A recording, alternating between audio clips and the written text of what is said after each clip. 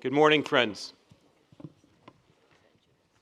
Ladies and gentlemen, distinguished guests, dear members of the CTCN Advisory Board and the Technology Executive Committee, and observers. For those of you joining us remotely, good morning, good afternoon, good evening in some cases perhaps. As chair of the Advisory Board of the Climate Technology Center and Network, the CTCN, it is my pleasure to welcome you all today to the joint session of the Technology Mechanism, which encompasses the Technology Executive Committee, the TEC, and the CTCN. Many of you have closely followed the TEC's 28th meeting over the last 3 days. As part of our customary practice, the TEC and CTCN hold back-to-back meetings and hold a joint session in between to discuss the implementation of the joint work program of the Technology Mechanism. My name is Erwin Rose. I'm currently the chair of the CTCN Advisory Board. I'd also like to introduce my colleague Tibyan Ibrahim, the new chair of the Technology Executive Committee, Dietram Opelt, the new vice chair of the Technology Executive Committee, and Fred Onduri, the vice chair of the CTCN Advisory Board. I now hereby declare the 23rd meeting of the CTCN Advisory Board open. The TEC has already formally opened its meeting. I would now like to introduce our distinguished guest who will share some remarks with us. We are privileged to have the Climate Change Division Director ad interim from the UN Environment Program, Ms. Dechen Sering. Dear Dechen, it is very good to have you here with us, and congratulations on the establishment of the new Climate Division in UNEP and your appointment as the interim director. Dechen, the floor is yours. Thank you very much. Mr. Tibyan Ibrahim, Mr. Erwin Rose, Mr. Fred Onduri, Mr. Dietram Olpet, and Mr. Abdulaziz Harib from the COP28 presidency, distinguished members of the Technology Executive Committee, distinguished members of the Climate Technology Center Network Advisory Board, partners, and colleagues. It is with great pleasure that I welcome you to this joint session of the Technology Executive Committee and the CTCN Advisory Board. Both the TEC and CTCN form the cornerstone of our efforts, a technology mechanism to harness technology for climate action, ensuring that innovative solutions are scaled up and deployed effectively across the globe. Speaking from the perspective of CTCN's host institution, climate action remains central to UNEP's mission, evident in a medium-term strategy. Within this framework, advancing climate technology solutions remains a fundamental aspect of our strategy, and CTCN is an integral component of UNEP's newly established Climate Change Division. The division was established in 1st February 2024. UNEP delivers effective strategic guidance, high-impact action in support of the transition towards climate stability. This guidance and impactful action, UNEP works with governments to enhance policy frameworks, implementation capacity, and access to finance in alignment with the Paris Agreement. Guided by innovation, credible science, we embody a shared commitment to achieving climate goals while addressing the needs of developing countries. For science-based policy information, UNEP's emission gap report tracks the gap between where emissions are according to countries' pledges and where they should be to maintain the global temperature below 1.5 degrees. UNEP's adaptation gap report looks at progress in planning, financing, implementing adaptation actions. Honorable colleagues, the latest emission gap report shows that we need to cut emissions by 36% by 2035, compared with our projections based on policies currently in place to be on track to a 2-degree world, and by 55% to align with the 1.5-degree pathway. At the same time, the adaptation gap report shows that adaptation progress is stalling. Adaptation finance gap is rapidly increasing. The international community and the next generation of the nationally determined contributions must respond to these challenges, and technologies are part and parcel of such a response. The production gap report was also prepared, and there it was really clear that while we need to phase away from fossil fuels, you started to look at the investments that were still there in place. At UNEP, we're currently supporting a number of countries in the preparation of the next submissions of the nationally determined contributions, and we're very actively fundraising for expanding this engagement. The GEF funded technology needs assessment that UNEP and the Copenhagen Climate Center manage, with its fifth round starting later this year, will be an important input to the NDC process and closely relating to our support to countries. We're also working on the GEF Capacity Building Initiative for Transparency, the Initiative for Climate Action. We're working with 100 countries on preparing the national transparency systems, including the biennial transparency reports. And we're working to support preparation of the national adaptation plans. During COP28, we all witnessed the TEC and CTCN events that highlighted innovative applications of technologies for climate action. These events fostered knowledge exchange, capacity building, stakeholder engagement, empowering countries to utilize digital solutions for climate resilience and sustainability. We are looking forward to the upcoming 29th Conference of Parties with the COP presidency spotlight on technology, water, and peace, and we anticipate this year to be exceptionally productive.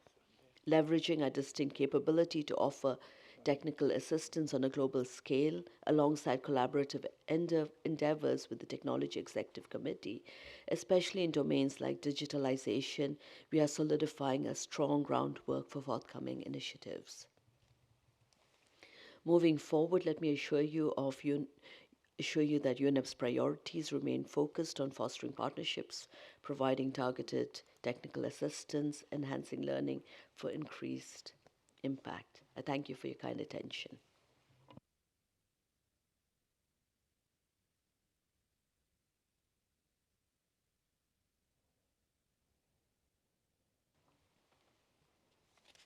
Thank you, Deshan. I'd like to take this moment to express our gratitude to UNEP and the CTCN Secretariat for hosting today's joint session here in Copenhagen. Next, I would like to invite Mr. Abdel Aziz Harib Al Tunaji, representing the Special Envoy for Climate Change of the United Arab Emirates COP28 presidency, to deliver his remarks. It's been a real pleasure to work so closely with Aziz and his team for more than the past year, and we appreciate your presence here today and continuing to commit to work with us.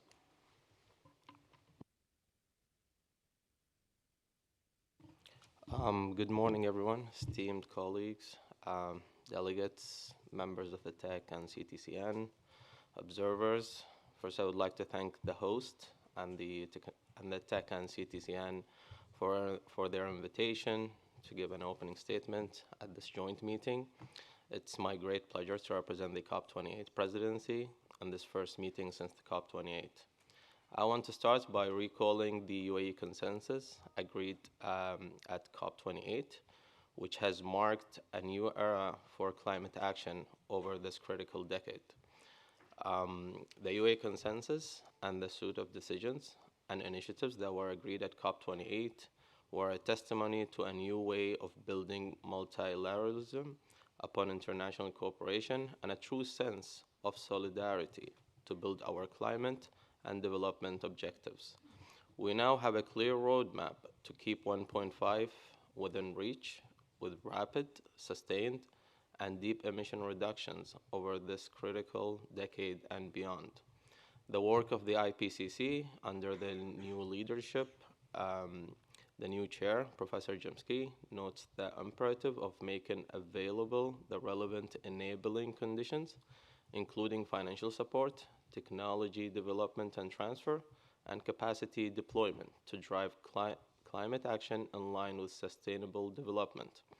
Within these technology solutions and the ability to deploy them at scale will be a critical tool to ensuring that climate action not only deliver emissions reductions and global resilience, but that it does so by creating opportunities for growth based on the development opportunities of innovation.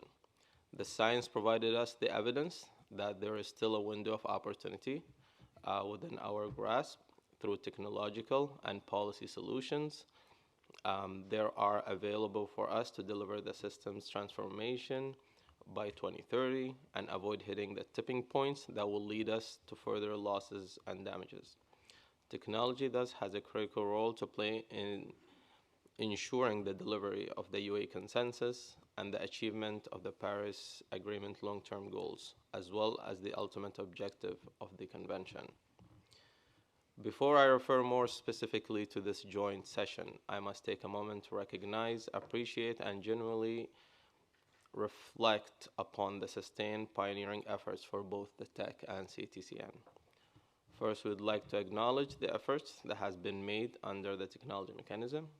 It has been a beacon of hope, bridging the gap between needs and implementation to provide tangible solutions to meet the challenges faced by developing countries, LDCs, and SIDS. We have been working with the TEC and CTCN for a while, and the efforts and work that has been delivered is remarkable. This is to emphasize that technology is not just about devices, algorithms, or data. At its core, it's about humanity, potential to innovate, adapt, and overcome, bridging the gap between our current challenges and the sustainable solutions of tomorrow. The COP28 presidency has been committed to enabling ambitious climate action, and we are encouraged by the overall support to ensure the UAE consensus is implemented successfully. In this, the role of technology development and transfer is central, and ensuring all available solutions are made available. We have listened to and engaged extensively with people from every segment of society, and we aim to ensure that the UAE consensus is being implemented and delivers real solutions to the climate crisis. For this, we need everyone to play their part in a global effort that transforms our current course and supercharges solutions across all agendas. COP28 hosted 2 dedicated technology zones in the Green Zone, which focused on highlighting entrepreneurs and showcasing solutions and technologies, and on supporting the rise of new climate tech innovations, especially for the Global South.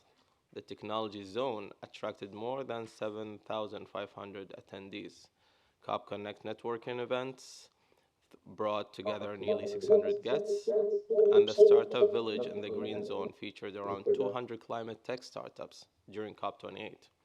Further to this, in collaboration with the technology mechanism, we held 2 high-level events, Uniting for Climate Actions, calling for international tech and innovation collaboration, and a high-level event on AI for climate action. And notable, the outcome of the GST highlighted the prominent role of technology in advancing climate ambition and action over this critical decade and beyond by establishing a technology implementation program supported by the operating entities of the financial mechanism to strengthen support for the implementation of technology priorities identified by developing countries. Speaking of advancements, the inception of the first joint work program that was announced in COP27 is a testament to the spirit of global collaboration and innovation. The UAE journey in the realm of technology, particularly AI, mirrors its broader vision of progressive, sustainable, and inclusive future. Our commitment is not merely tokenistic, it's deeply rooted in our ethos of leveraging cutting-edge technology to address the world's most pressing challenges. Furthermore, our initiatives span a spectrum from investing in AI research hubs and incubators to fostering collaborations between academia and industry. We are keen on integrating AI seamlessly into various sectors. Our national strategy for AI aims to achieve a rapid shift towards the next wave of digital transformation, enhancing the UAE position as a global leader in AI investments in sectors of strategic importance, including and especially environmental sustainability. Building on this momentum of the foundational work of the TEC and CTCN, as we fully support the technology mechanism and the joint program and its initiatives, building upon the commendable efforts of the TEC and CTCN, we're uniting in a strengthened partnership to propel the joint work program to new horizons. Through COP28 technology initiatives, we augment the visibility of technological solutions and address resource mobilization in a manner that's unprecedented as we supported the call for enhanced global collaborations.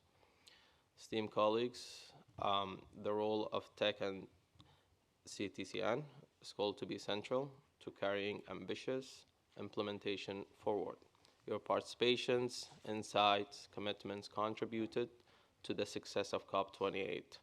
Together, we created a narrative of success, resilience, and innovation. We look forward to further build on these achievements. Thank you so much, and I look forward to seeing you soon. Thank you.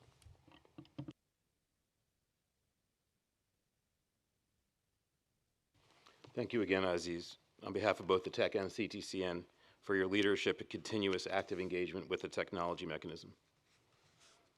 And I welcome Mr. Farid Osmanov, negotiator from the Ministry of Foreign Affairs of the Republic of Azerbaijan, the UNFCCC COP29 incoming presidency, and he is a negotiation team member. Dear Mr. Osmanov, the floor is yours. Thank you very much, Mr. Chair. Good morning, dear colleagues, dear partners, esteemed members of TEC and CTCN Advisory Board, dear observers. It is with great pleasure and a sense of responsibility that I attend and deliver these opening remarks at the joint session of TEC and CTCN Advisory Board as a representative of Azerbaijan's COP29 presidency negotiating team, as well as a focal point on technology. Azerbaijan is honored to host this year's COP, and we understand the great responsibility that comes with it. As COP29 presidency, we are committed to building on the consensus achieved in previous COPs and advancing the climate agenda together with our international partners. Under our leadership, COP29 will be a force for good, connecting North, South, East, and West, and mobilizing the efforts and resources of the international community to attain progress in tackling climate change for the benefit of all. To this end, we stand ready to engage with all international partners in an inclusive and transparent manner with a commitment to multilateralism, where all voices and views are heard and taken into account. Our presence here and active engagement with TEC and CTCN signifies the importance that we attach to technology mechanism.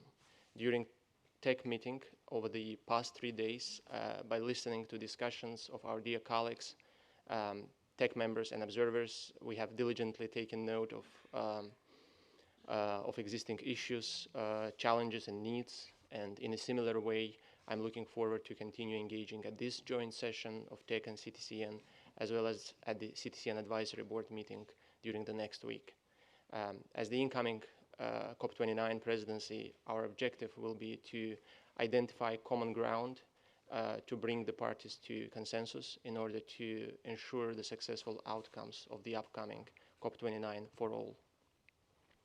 Our close engagement also underscores the incoming presidency's understanding of indispensable role played by technology as one of the means of implementation for delivering tangible results on climate action and attaining our collectively agreed objectives. It has been agreed by us all that technology is a critical enabler of climate action and a crucial component of the long-term global response to climate change. Technology plays a pivotal role for facilitating and expediting both effective mitigation and adaptation action by helping countries to build resilience, adapting to climate change, as well as reducing their emissions. Technology powers more ambitious climate action and thus serves the achievement of the long-term goals of the Paris Agreement. Therefore, rapid and scaled-up deployment and adoption of existing technologies, as well as accelerated innovation, development, and dissemination of new ones, and increased access to those should stay high on our agenda. It is important to continue addressing existing barriers in the area of technology development and transfer and strengthening cooperative action to this end. We support the implementation of the first joint work program of TEC and CTCN for the period of 2023-2027. TEC and CTCN are well positioned to continue strengthening the ability of countries to undertake and accelerate climate action through facilitating and stimulating the uptake of technologies. Policy recommendations, technology planning tools, information and knowledge sharing, capacity building, and technical assistance provided by these bodies play a much needed role in this process. Complementary and coherent approach and strengthen synergies between TEC and CTCN by implementing relevant joint activities and collaborating on common areas of work will reinforce the impact of technology mechanism as a whole. We also underline the Technology Mechanism Initiative on Artificial Intelligence launched in June 2023. We need to further explore the role of and improve awareness on AI in the climate context in order to use it in an impactful way for delivering transformative climate solutions for mitigation and adaptation action. In this regard, the continued implementation of relevant activities under this initiative is of high importance for us. Esteemed colleagues, as the agenda for COP29 continues to take shape, we will also continue engaging closely and tirelessly with our dear colleagues, partners, and stakeholders in order to learn their views and perspectives and see how the presidency, the incoming presidency, can facilitate further implementation and enhancement of technology mechanism so that technology is utilized for delivering what has been agreed by all and for the benefit of all. With this, I thank you for your kind attention, dear colleagues, and looking forward to continue our engagement in today and during the next week. Thank you very much.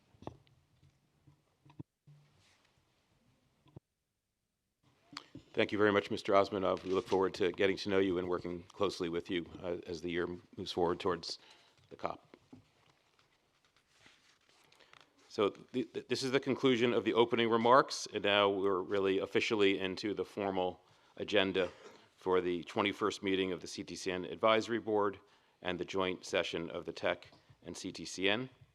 And I have been asked to provide opening remarks in my capacity as CTCN Advisory Board Chair. Distinguished colleagues, it is an honor for me to have the chance to speak to you to share some reflections on the role of technologies as tools that empower us to mitigate climate change and adapt to its effects.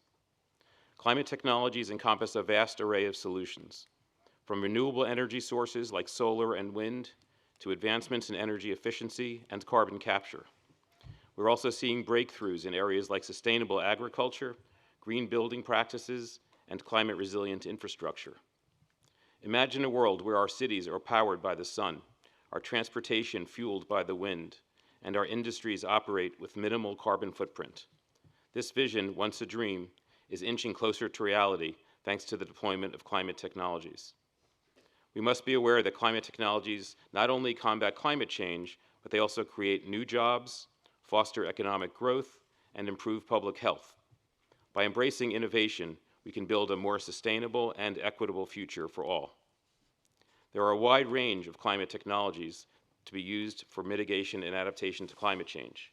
These include, for example, renewable energy technologies such as solar, wind, geothermal, and hydropower, energy efficiency technologies which help reduce energy demand, carbon capture and storage which can remove carbon dioxide from the atmosphere, and climate-smart agriculture practices which can help reduce emissions from agriculture and increase resilience to climate change. The development and deployment of these technologies is essential to meeting the goals of the Paris Agreement. There are major challenges that need to be addressed to scale up the use of climate technologies. These include the cost of technologies, although costs in many cases are coming down rapidly, the need for capacity building in developing countries to develop and deploy these technologies, and the need for supportive policies to create a market for climate technologies. Let's be clear, the path ahead demands a concerted effort from individuals, businesses, and governments. But inaction is simply not an option, and it is our responsibility as members of the technology mechanism to accelerate this transformation, and we have the opportunity to do that. I would like to share with you some highlights from last year's COP28, the UN Climate Change Conference held in Dubai in December 2023.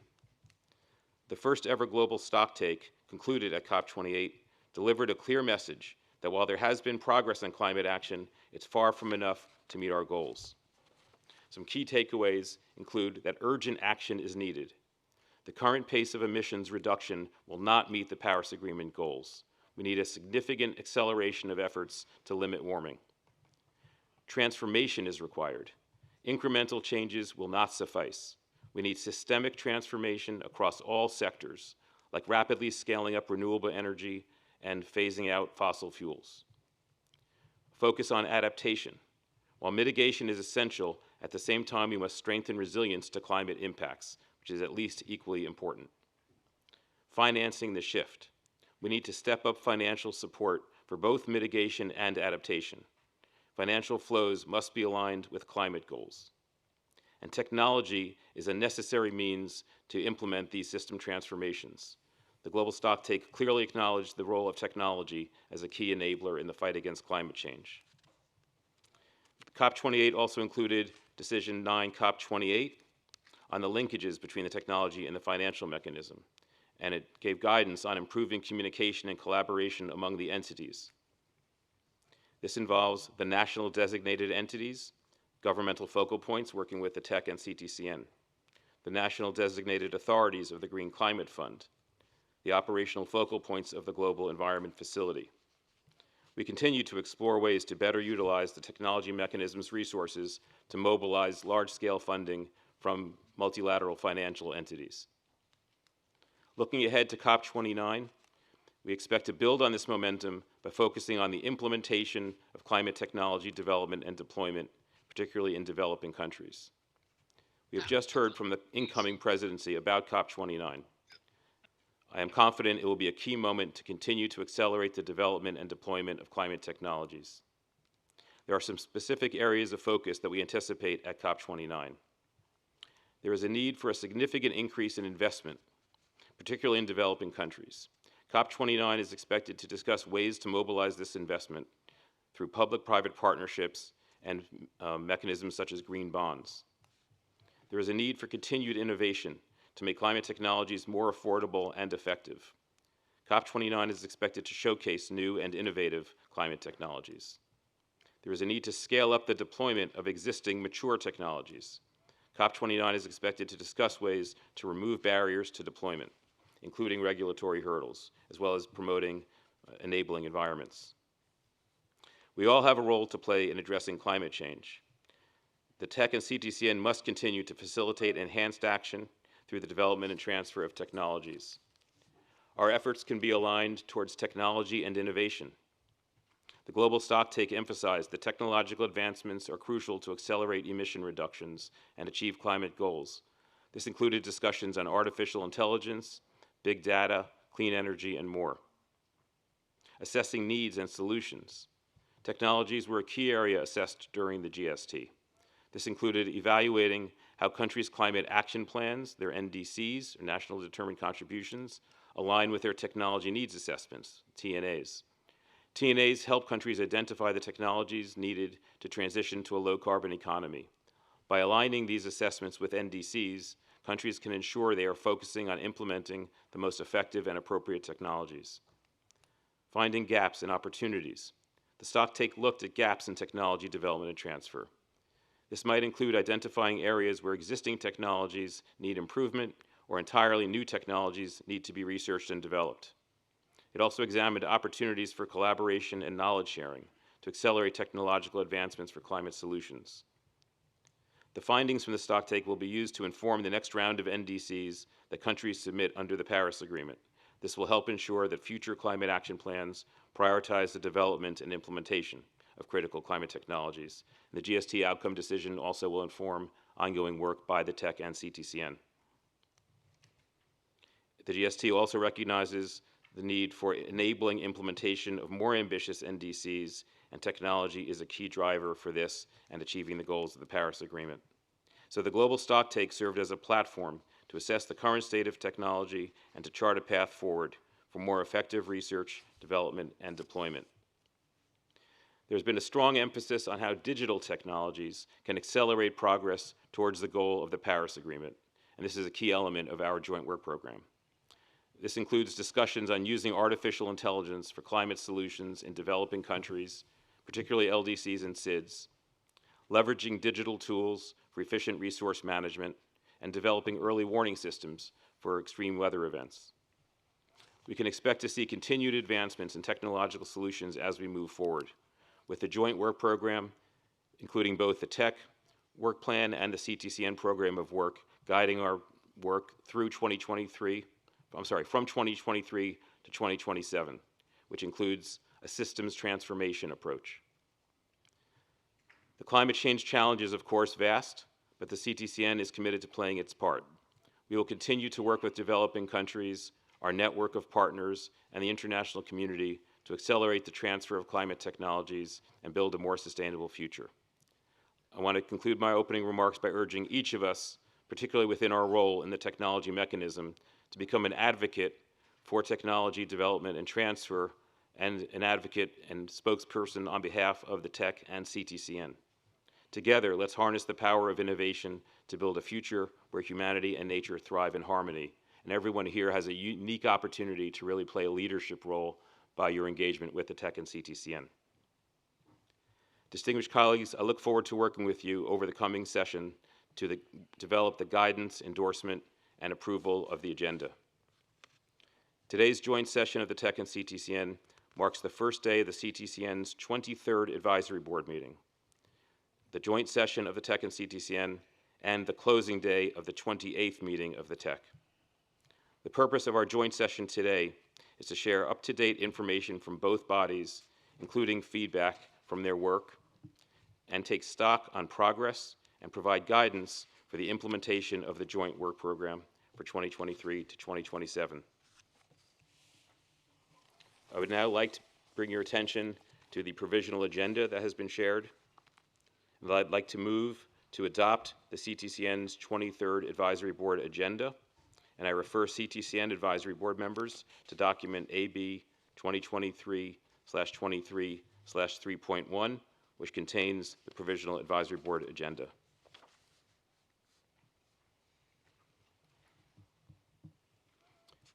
Seeing no objection, the agenda is adopted.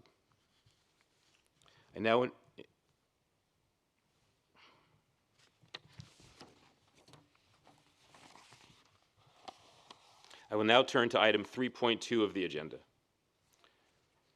This is the adoption of the CTCN's 23rd Advisory Board meeting minutes, which were distributed to members in advance with the meeting documents, and they can be found in document AB/2023/23/3.2. Unless there are any specific proposed adjustments to the draft minutes from AB 2022, I would like to invite the board to adopt the minutes of that meeting.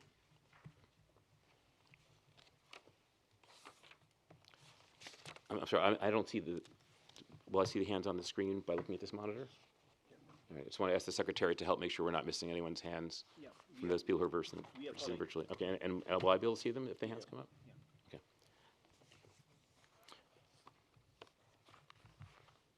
Seeing no objections, it is so decided, approving the minutes of the last advisory board meeting.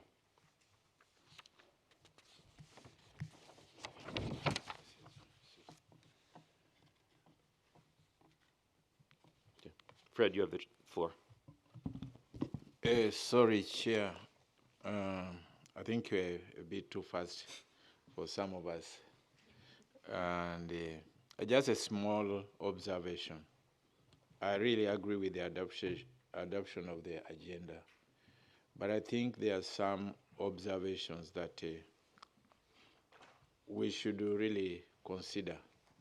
Of course, I think it took a long time for us to come up with this agenda based on some minor issues which were very critical to others.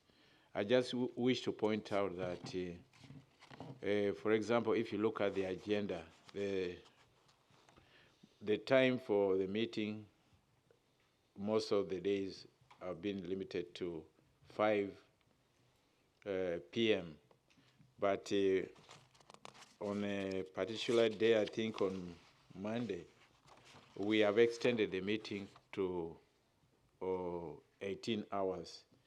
And I may agree with that for the time being, but should not be a precedent to be set in future that a decision is made to extend the meeting without consultation with other members of the board. But for this time, since we have adopted the agenda, but it should not be a precedent in future that a decision on agenda is made without the agreement of others. Otherwise, I'm happy to go with the agenda as it is for the time being, but let it not be repeated in the future that the extension of the period is not consulted on by, with other members. Thank you. Thank you, Fred. We can have more discussion about that in the development of future agendas, so it's understood that this is not a precedent for future meetings, but this agenda that was approved is consistent with the document that was distributed to all members 2 weeks in advance. But I appreciate your comments, and we'll bear that in mind for the next agenda development. So we now move to item 4.1, overview of relevant outcomes related to the technology mechanism of COP28, which includes CMA 5, including technology components of the global stocktake.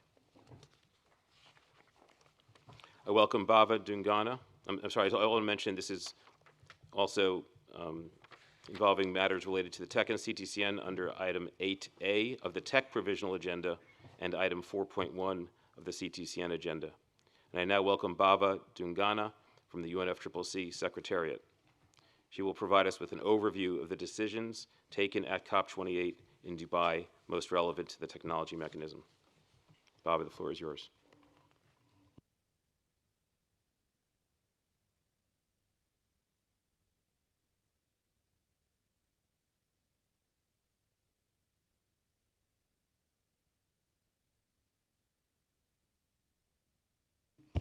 Thank you, and good morning, everyone. Okay, sorry. Good morning, everyone. I will provide a brief overview of the outcomes of the Dubai Climate Change Conference. So at the conference itself, there was 3 agenda items with a number of decisions that had been adopted. This was the joint annual report of the TEC and the CTCN, which resulted in 2 decisions.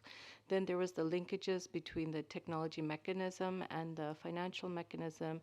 And then I will also speak about the technology component in the GST.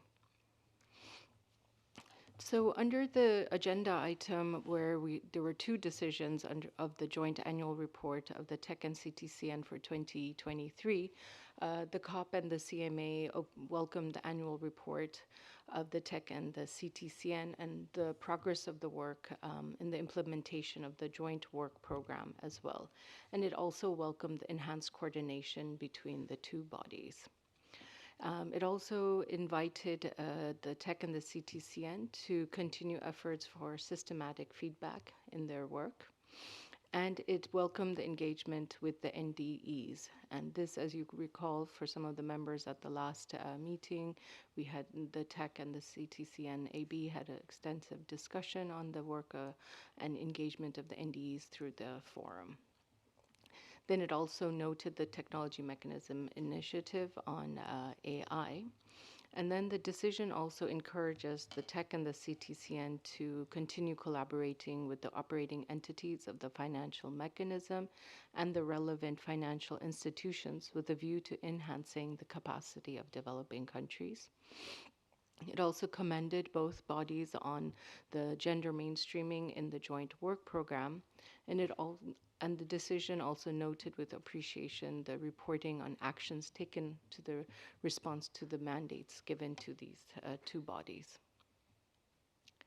Then on the linkages between the technology mechanism and the financial mechanism, the decision invited submissions on views on maintaining and enhancing collaboration between the technology mechanism and the financial mechanism, also including on linkages between the mechanism. These submissions, based on the submissions, the UNFCCC Secretariat was requested to prepare a synthesis report. The synthesis report was prepared based on a total of 11 parties who made submissions on behalf of 169 parties, and other 6 stakeholders also made submissions.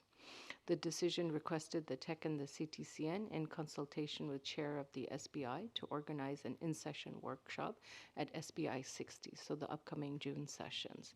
And then at SBI 60, there will also be negotiations to initiate discussion on this matter. Coming to the outcome of the GST, just to provide you an overall an overview. So the GST decision is in 1 CMA 5. It calls for, it is the collective progress and informing action and support. And then on the key aspects of it, on mitigation, it calls for keeping 1.5 degrees within reach, urgent, deep GHG emissions reductions, transitioning away from fossil fuels, a tripling of renewable energies and doubling of energy efficiency, and also encouraged economy-wide NDCs. On adaptation, there's a need for incremental, multi-sectoral and transformational action, universal early warning systems, adaptation targets to reach global goal on adaptation, enhancing national adaptation plans, and also for adaptation communications. On means of implementation, there's a call for scaling up mobilization of 100 billion commitments, doubling adaptation financing, supporting the NCQG, and also it established the technology implementation program and called for capacity building support. Other aspects also included on averting and minimizing loss and damage, data management, and advances on just transition consideration of response measures. Going forward, there's dialogues on the GST, which includes on finance, mountains, and children's, called for revised NDCs and the LT-LEDs. There will be also UNSG event on these issues. It called for the communicating of BTRs, which are coming at the end of this year, and also mainstreaming of the GST outcomes and the relevant work of the various processes. Now, focusing on technology in the GST, from the GST outcomes of Dubai, it established the technology implementation program. This, if you look at the decision, is included in paragraph 110. And just a brief overview, it is the technology implementation program is to be supported inter alia by the operating entities of the financial mechanism. It is to strengthen support for the implementation of technology priorities identified by developing countries, and it is to address challenges identified in the first periodic assessment of the technology mechanism. The technology implementation program will be for the first time discussed at SBI 61, which will be at the COP in Baku, and it will be under the PSP, or the Poznan Strategic Program Agenda item.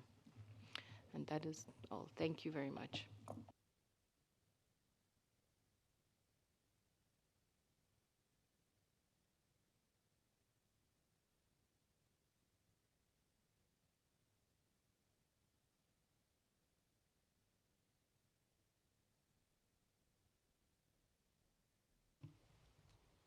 Thank you, Bava, for providing us with this clear summary of the technology-related outcomes from COP28. I now open the floor to any TEC or advisory board members who would like to comment on this presentation or this topic.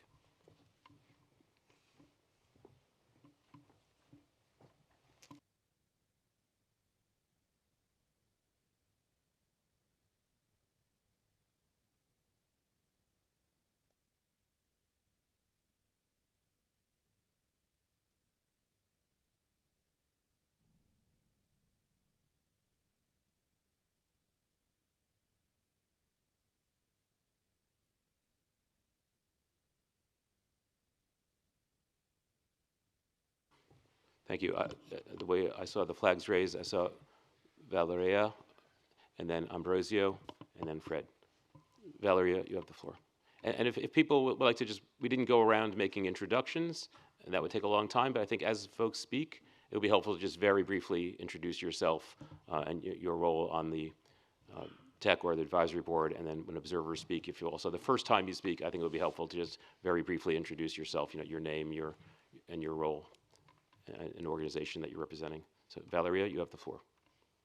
Thank you, Chair. So nice to meet you all. My name is Valeria Peláez Cardona. I am, on behalf of the WGC, I am the new AB member of the CTCN. And I wanted to take the floor just to ask to TEC to include WGC speaker in the panel of the intersession workshop. Thank you.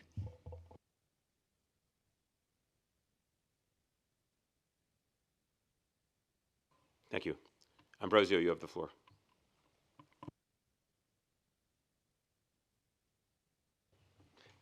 Thank you very much for the floor, Mr. Chair. I would like to take the time to welcome all our colleagues from the AV and observers that have joined the joint session. Regarding the mandates that we got from the last session, this year COP has given you fewer mandates compared to the past year. The past year we got around 70, 80 mandates. I think we now have around 40, 30 mandates. And there are some that are relevant for the joint work of the TEC and the CTCN. And I wanted to highlight a couple of them because we might have the risk of overlooking them. So I will mention them, and then I will request if we can have agreement on how this can be dealt with. So regarding the joint mandate addressed directly to the TEC and the CTCN, one is about the relationship between the TEC and the CTCN, but I think that will be relevant for the presentation of systematic feedback between the bodies, so I will skip that one. Then we have the welcome to engagement of the TEC and the CTCN with the NDEs to provide technical and logistical support to them, including through regional forums for national designated entities, and invite TEC and CTCN to report progress on the support. I believe this particular mandate regarding how the technology mechanism supports NDE deserves a bit more thought and consideration. So the proposal will be not for this meeting, because we already have an agenda for this meeting, but this can be considered in the joint session as a separate agenda item on, as I said, in the next session. So there is time to prepare and to give it a more deeper thought. The impression I had since the last year is we have been a bit ad hoc, not really putting in enough consideration to, okay, how we can, in a meaningful way, actually do what the mandate has been asking the TEC and the CTCN to do as technology mechanism. The second one is paragraph 9 of the JAR COP and CMA decision that notes the insufficient transfer and deployment of technology in developing countries, encourages the TEC and the CTCN to continue collaborating with the operating entities of the financial mechanism and relevant financial institutions with a view to enhancing the capacity of developing countries to prepare project proposals, facilitating their access to available funding for technology and transfer, and for implementing the result of their technology needs assessment and technical assistance of the Climate Technology Center and Network, and strengthening the transfer and deployment of technology and calls for regional balance in this work. So under the TEC, we actually have activity 2.2 that's about how to support funding proposals, but specifically for incubators and accelerators. So that's also related to another more specific mandate, but this is a broader mandate. So it's not just all kind of funding proposals. I will propose the same approach, that at the next meeting, this can have its own agenda item and given some considerations. So how technology mechanism can, in a meaningful way, comply with the mandates that is related to the work with the operating entities, and how can help develop the capacities of NDE so they can implement the priorities and the outcomes of the CTCN technical assistant. That will be my comments, Mr. Chair. I hope this can be agreeable and can be reflected in the meeting report. Thanks.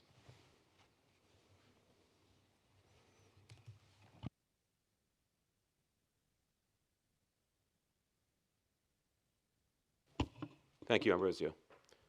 Fred, you now have the floor.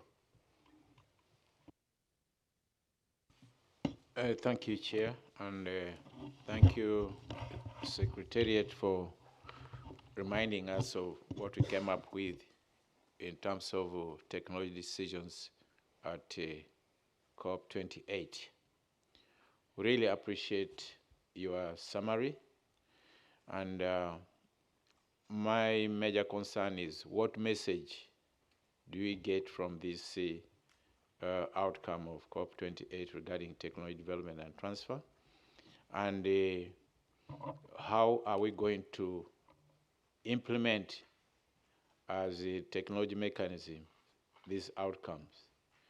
I want to remind ourselves that when we are here as a technology mechanism with our observers, we want to see things happen.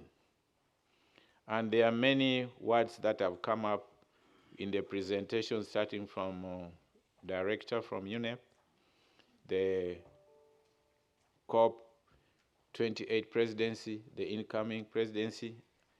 We had transformation.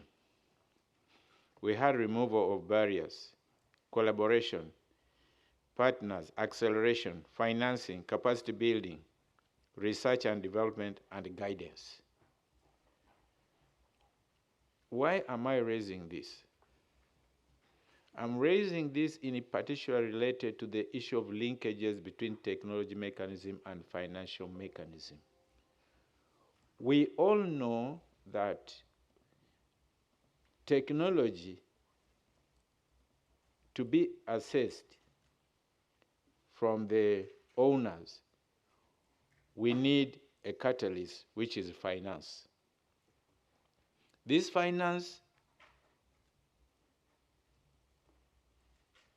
can be provided from various sources, but mainly from our colleagues, the developed countries, who are also members of the technology mechanism, that's the TEC and the CTCN. We can also get it from the established institutions within the UNFCCC. But all this comes from the developed countries mainly, and also some, of course, support come from developing countries who are able to support. Now, in this case, when we talk of linkage, we are looking at a way of increasing the efforts in mobilization of resources so that we get resources for supporting the CTCN, for responding to requests, to support the TEC in delivering their mandates. Now, when we come to the issue of linkage, I see us going back to the workshop, a classroom, as if we don't understand what linkage is and what our expectation is. So I would like to really request members that such decisions that take us back, because we are not progressing forward regarding this area of linkage, it has taken us back as if we don't understand the word linkage, we don't understand financial mechanism, and we don't understand technology mechanism.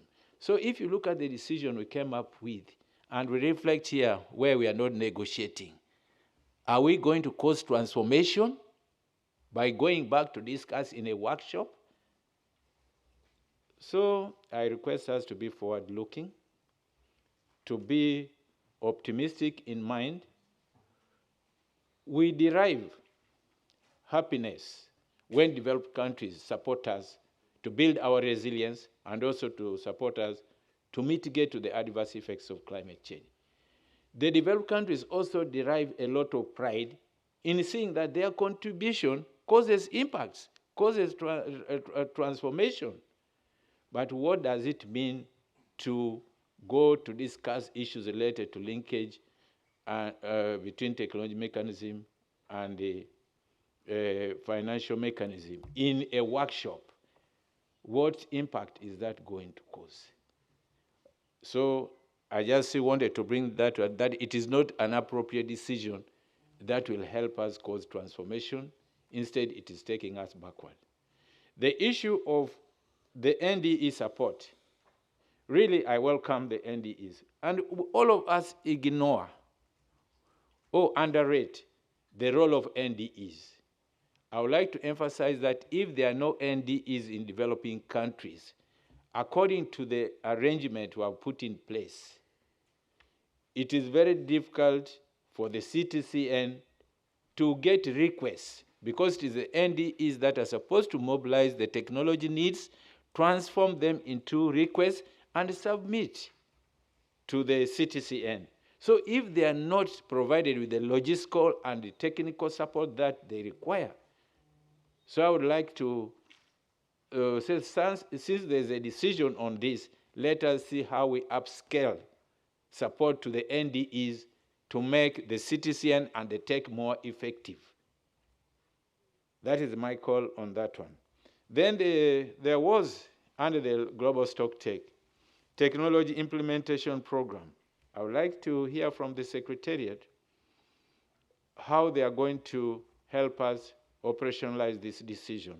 Where do we start? How do you go about it? I think it is very important. We are also aware that the talk about Poznan strategic program is dying. And there are some very positive elements of that program. Would like to see how this new technology implementation program can take care of some of those issues. So the earlier we started work on this technology implementation program, the better. That is all. But finally, the partnership, the collaboration between the developing countries and developed countries is very important in delivering the requisite climate technologies to developing countries. Both of us will be proud of the successes achieved. Thank you. Thank you, Fred. I see Christian's flag, and then going to close the floor, although I can also open it up to observers. Okay, so, yeah, who is it? Okay, so Christian, and then Renuka, and then we'll move on to the next agenda item. Christian, you have the floor. Thank you, Chair. Just like to briefly introduce myself. My name is Christian Lohberger from Papua New Guinea, and I represent SIDS on the AB Advisory Board. And I'd just like to welcome all the new members, new faces, and hello to all of the old friends as well. I just want to follow up and support some of the previous comments by Fred about the importance of linkages, and he talked about what is the message from COP28. And we believe that the message should be that technology is successful, it's working, we're scaling up, we have effective solutions now to climate change and the challenges that it presents. But what we need to do is create the environment where we can implement that technology. And this is where it becomes so important to activate the financial aspect, the linkages. We need the money to flow to the right places to grow these technologies and implement them into the right areas. And along with that, we need to change the policy environment as well. We need policies, rules, regulations that encourage the investment of renewable energies, of the technologies that will address climate change. So I think this should be our message. Technology is working, but we need to integrate it with finance, and we need to integrate it with policy. These are our challenges. We've done our bit in technology. Now we need to bring the rest of them with us. Thank you.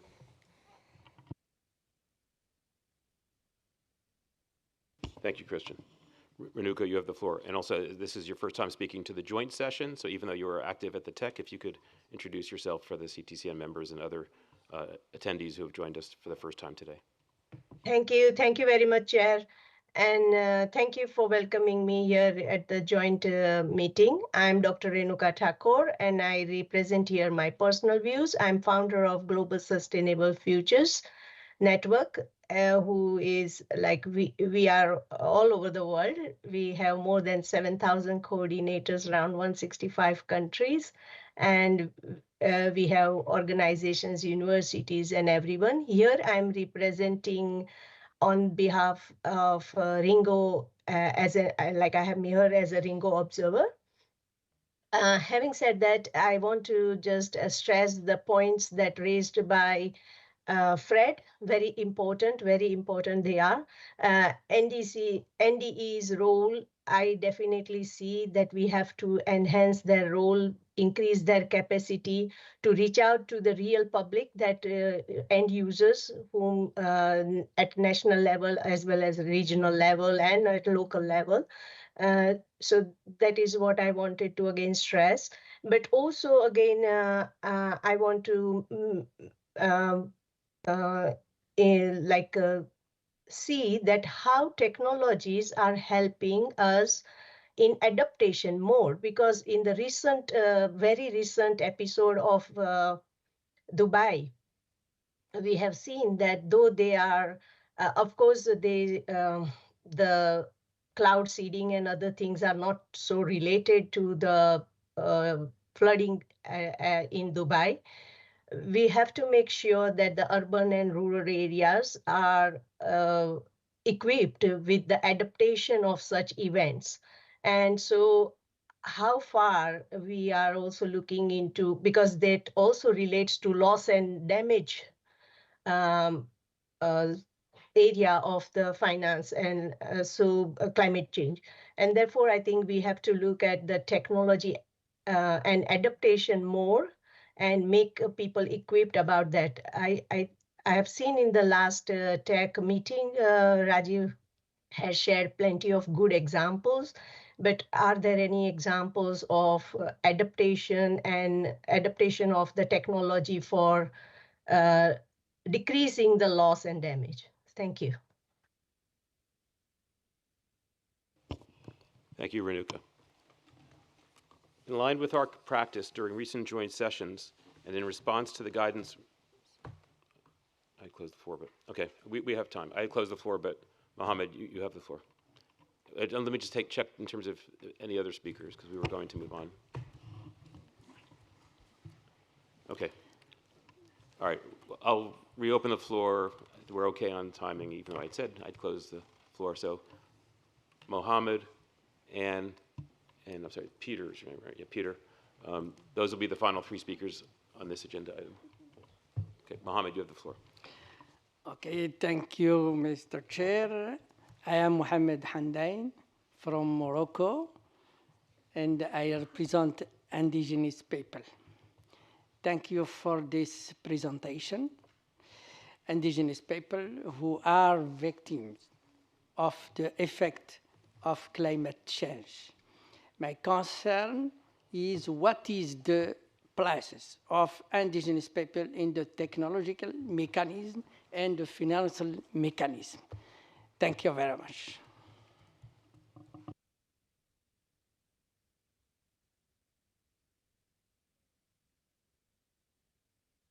Thank you, Mohammed. Anne, you have the floor. Thank you, Mr. Chair. I just wanted to take this opportunity to introduce myself to new members. So my name is Anne Barr. I'm a member of the Women and Gender constituency, was a AB member until last year, and now observer in the TEC. And I just wanted to give a message from the Women and Gender constituency that we see a very important message of the COP28 in the demand or the request to triple, the objective to triple renewable energy and double energy efficiency. And we see great potential for the TEC and the CTCN to give priority in its technology implementation program to that particular sector. And on linkages, I also wanted to highlight that the WGC has put forward a submission. It has just been put onto the portal due to a technical issue, so just wanted to invite members to take a look at that submission. There we stress the importance of connecting NDEs and NDAs at the national level, for example, during regional forums, and within that to strengthen stakeholder engagement, and specifically with civil society representatives of the Women and Gender constituency, so as to strengthen the mainstreaming of gender into technology. So I would really support the demand that was made from Valeria to look at this workshop and make sure that we can have there a stronger stakeholder engagement with the Women and Gender constituency. Thank you. Thank you, Ann. And then finally, the last speaker on this agenda item will be Peter. Again, Peter, as this is your first time speaking, please start with a brief introduction. Thank you, Mr. Chairman. I'm Peter Oxen from WIPO in Geneva, and this is very short. I just want to say and appreciate the work of the technology mechanism. And I can see from the outcomes from the COP that technology in general has been recognized as part of the solutions to the climate change crisis, is increasingly becoming recognized as being one of the factors that we really need to work on. And that means also that the technology mechanism and the work of CTCN and TEC is increasingly getting important, I think. So from our perspective, we work a lot with innovation ecosystems and technology transfer, innovation, and getting it all out there. I just want to express our continued commitment to support the technology mechanism in this work in order to show what technology innovation can do to help to support, to solve some of these crisis situations we're in. Thank you. Thank you, Peter. So in line with our practice during recent joint sessions and in response to guidance from COP26 to enhance the feedback mechanisms between our two bodies, aiming for greater coherence, synergy, and the effective realization of the technology mechanism's mandates, the chairs of the CTCN and TEC will now present updates on developments within each of our respective bodies since the conclusion of TEC-26 and CTCN AB21. Additionally, they will share systematic policy and implementation issues that they observe from their respective work. So we now move into agenda item 4.2, update on the work of the TEC and on synergies with the CTCN by the TEC chair, Tibian Ibrahim. Tibian, you have the floor.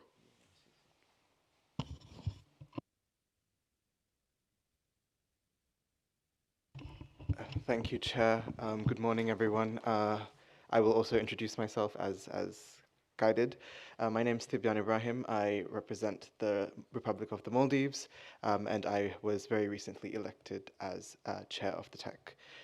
We will give a short presentation on the outcomes of the very recent TEC-28 meeting, which started 3 days ago, and opportunities for enhancing systemic feedback between the TEC and the CTCN. Next slide, please. Issues that were considered at TEC-28 this past week include the implementation of the rolling work plan for the 2023 to 2027 period and its activities, the issues on gender mainstreaming, monitoring and evaluation, preparation of the workshop on linkages between the technology mechanism and the financial mechanism. Next slide, please. Regarding the progress in implementing the TEC rolling work plan, we provided an update of the rolling work plan and its activities. We took note of the planned activities deliverables for 2024 and noted resource and capacity challenges in the TEC Secretariat to support the work of the TEC. We also noted the implementation of the TEC strategy for collaborative partnerships and engagement in the past year that has enabled implementation of a number of TEC activities.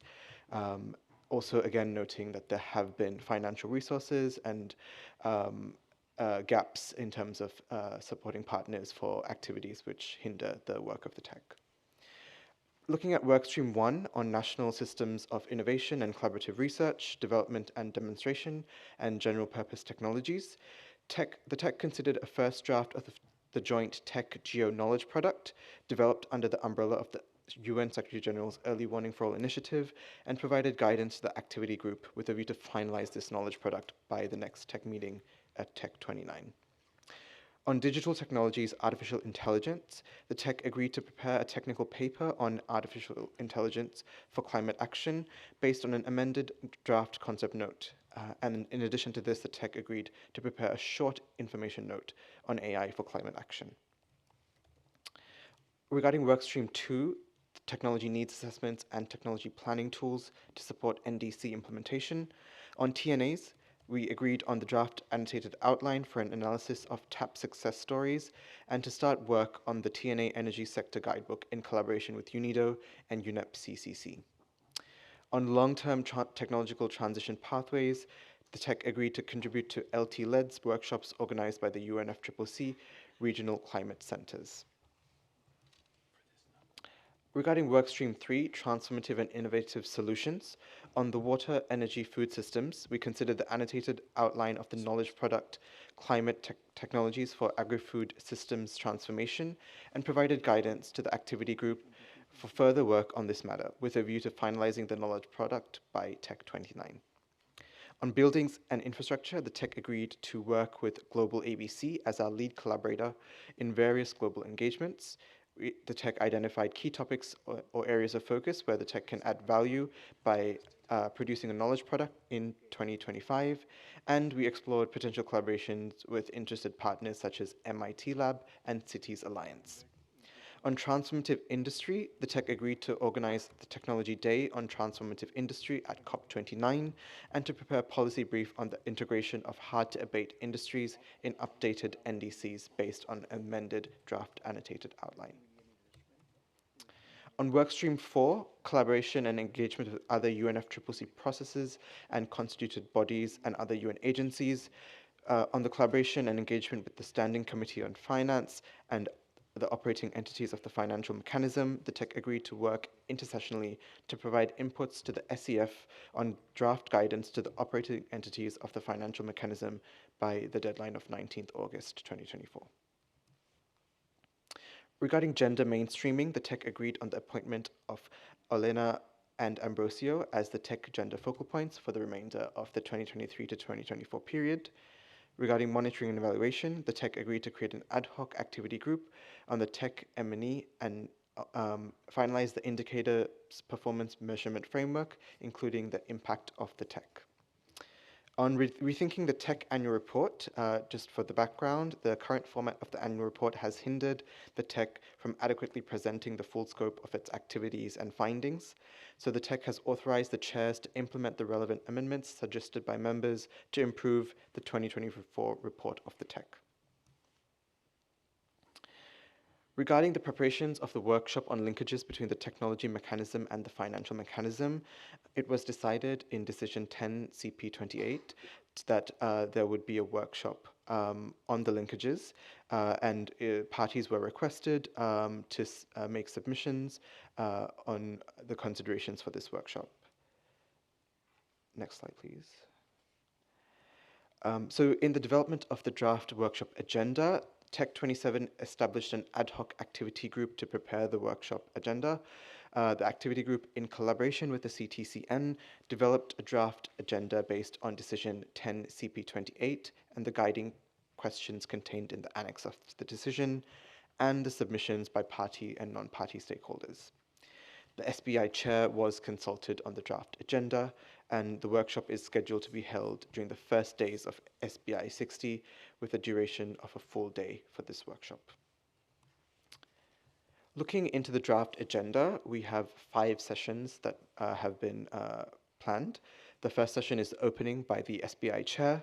The second session takes stock of the linkages between the technology mechanism and the financial mechanism, with presentations on taking stock of these linkages and reflecting on ways to enhance linkages, followed by an open discussion. The third session looks at the strengthening of linkages at the national level, with a panel discussion followed by open discussions. The fourth session looks into strengthening linkages to enhance support for the implementation of prioritized climate technologies, similarly with a panel discussion followed by an open discussion. And the fifth session is on strengthening linkages through the engagement and experience of other actors in the process. So this also has a panel discussion followed by an open discussion, and this would be followed by the closure of the workshop. Looking at the implementation of CTCN feedback given to the TEC during the last joint session, the TEC work on AI Innovation Grand Challenge could provide opportunities for scaling up the TAs implemented by the CTCN. The call for submissions for the AI Innovation Grand Challenge will be launched in May. The TEC will share the results of the Grand Challenge to the CTCN. The CTCN can provide inputs based on its extensive experience working on green building codes and energy efficiency in buildings for the upcoming TEC event, Thematic Dialogue in 2024. Once the opportunity for collaboration with leading organizations to organize a building event is identified, the TEC will seek inputs from the CTCN. On transformative industry, CTCN work in cement industry may be of interest in the upcoming TEC work on the TEC activity C.3.1. The TEC will seek insights from the CTCN for the preparation of its policy brief on integrating hard-to-abate industries in updated NDCs. While the TNA process allows for project ideas to be identified and prioritized in some specific sectors, TNA outputs are not immediately scalable and require further in-depth analysis to become bankable. CTCN can provide inputs for upcoming TEC activity on the analysis of success stories of implemented TAPs based on CTCN TNA portfolio, which is complementary to TEC activity B.1.1. The TEC invited the CTCN to contribute to its analysis of TAP success stories based on CTCN TA for TNAs. Lastly, on enhancing coherence and synergies between the TEC and the CTCN, on the common areas of work on early warning systems, the TEC and the CTCN would hold a side event at SB60 on early warning systems, with the dates to be finalized. On the water, energy, food systems, the FAO TEC knowledge product climate technologies for agri-food systems transformation to include country cases from the CTCN TA. On TNAs, CTCN to contribute to the analysis of TAP success stories through insights and examples from CTCN TA. On buildings, provide inputs based on its extensive experience on green building codes and energy efficiency in buildings. On AI, CTCN to provide inputs to the technical paper and short information note on AI for climate action. On transformative industry, CTCN engagement could be about sharing the expertise in the relevant activities as well as taking TEC recommendations into its work. And finally, on the workshop on linkages between the TM and FM, the technology mechanism and the financial mechanism, the CTCN has contributed to the draft agenda.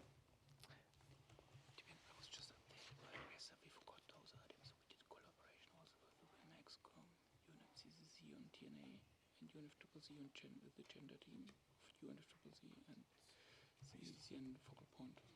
So we should mention these? Yeah, so this is, yeah. This is on TNA, right?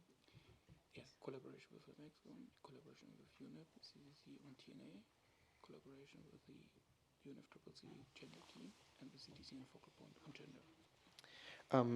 Sorry, just one final point on the collaborations that we've been undertaking.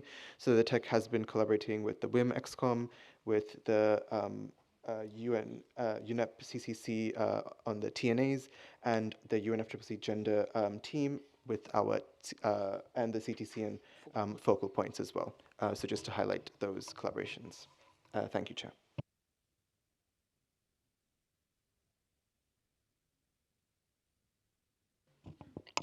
Thank you.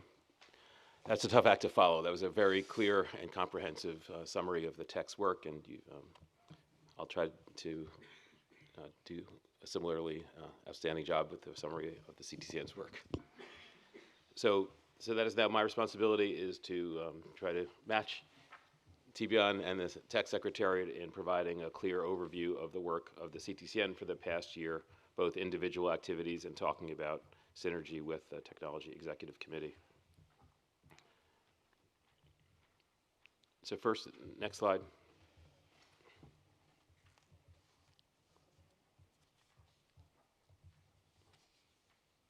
Okay, so first referencing the CTCN program of work, and just for everyone's understanding, we have a joint work program for the technology mechanism that includes a description of common areas of work and activities that were planned explicitly as joint activities, but as elements of that one joint work program, there are also discrete work plans for the Technology Executive Committee and the CTCN.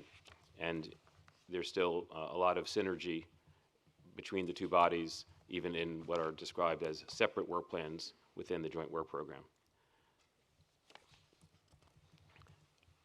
Around the time of the last COP, the Secretariat released a public report that's on the website, which was a progress report for 2022 and 2023, where the Secretary summarized some of the overarching results of its work during that 2-year period. And during that 2-year period, the CTCN worked with 106 developing countries, completed 90 technical assistance projects. We anticipate that 169 million people were beneficiaries of the work. We expanded the size of our network to 840 organizations. This includes technology companies and institutions around the world. We estimate that the work contributed to the mitigation of 34 million tons of carbon dioxide equivalent per year. And with an investment of approximately $20 million during that period, we estimate that funding leveraged from that work represents a 21% leverage ratio. In other words, leveraging $287 million as a result of the CTCN's work in that 2-year period. And more details are available on the website in the 2022-2023 progress report. Next slide, please. The CTCN, like the TEC, places a major emphasis on gender, and an important program with the support of the Women in Gender Constituency Group is the Gender Just Climate Solutions Program. At COP28, in partnership with Women Engaged for a Common Future and the Gender Constituency, the CTCN announced 3 winners of the Gender and Just Climate Solutions Program. We also officially launched the Technology Mechanism, Climate Technology and Gender Expert Roster, which has been attracting applications of a very diverse range of experts, including experts in ancestral knowledge and with grassroots experience. And I just lost my slides.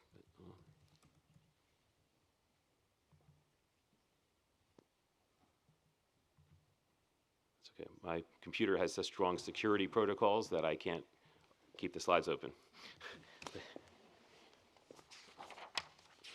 Okay, thanks. Thanks.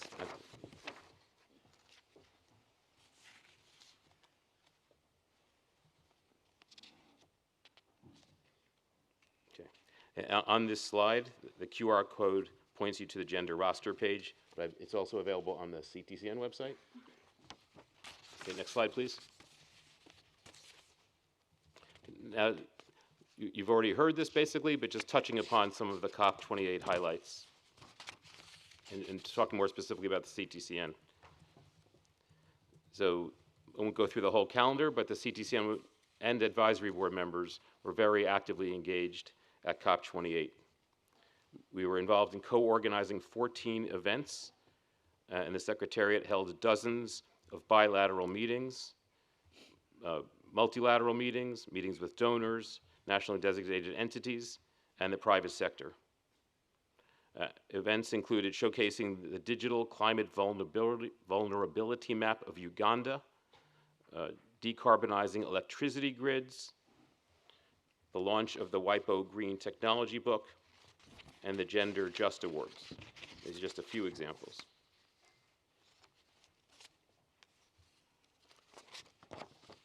Next slide, please. The technology mechanism, very much working with the TEC and CTCN and the COP presidency, held 2, I think, very substantial high-level events at COP28. I've heard from many people who've been around longer than me that this was really the highest level of visibility that the TEC and CTCN have had at any COP. And it's really a tribute to the work of everyone who's been involved in both bodies, but also certainly reflects the support that we received from the UAE COP presidency. One of those events was called Uniting for Climate Action, calling for international cooperation on technology and innovation. This was a joint TEC-CTCN high-level event attended by hundreds of senior delegates, including ministries and decision makers. We have a quote here from the director of UNEP, Inger Anderson, who I believe spoke at that event? Yes. Yes? I was there. I remember most of it. And she said, "The science is clear. We need ambitious action, and we need it quickly. The good news is we already have proven technologies available to us, and thanks to the work of CTCN, a strong business case for these technologies being rolled out in developing countries. Now we need to bring together both finance and resources to scale the capacity building and technology transfer we need to deliver low carbon and climate resilient development for those communities most impacted by climate change. Next slide, please. The other high-level event, and by high level we mean ministerial level, was held under the auspices of the Artificial Intelligence for Climate Action Initiative, which the TEC and CTCN launched together last June. And at this event, again with the support of the UAE COP presidency, we had several ministers, ministerial level speakers, as well as representatives of the private sector, as well as significant international organizations, assistance organizations, and there's really a very substantive set of diverse presentations about the relationship between artificial intelligence and climate action, particularly in developing countries, LDCs, and SIDS, reflecting the understanding that this joint session established through the concept note that we agreed upon for this initiative at a previous joint session. I didn't choose the photos, but this one's not bad. I definitely was at this event, and I was privileged to speak on behalf of the CTCN, along with Ambrosio speaking on behalf of the TEC. And again, the top part of the photo shows several ministers, ministerial level representatives who spoke. And the quote we're highlighting is from His Excellency Omar Sultan Al Olama, the Minister of State for Artificial Intelligence, Digital Economy, and Remote Work Applications of the United Arab Emirates. He spoke, as did in addition a senior representative of the presidency from the UAE, and Minister Al Ulama said, among other things, harnessing artificial intelligence as a strategic asset to mitigate climate change involves integrating it into national policies and plans. This integration facilitates the use of data analytics to align policy with real-time climate data, thereby enhancing its efficacy and advancing technological development and scientific discovery in the field of energy. These measures and policies should not be viewed in isolation, but rather as a unified global initiative, acknowledging that climate change transcends geographical boundaries and requires concerted global efforts. Next slide, please.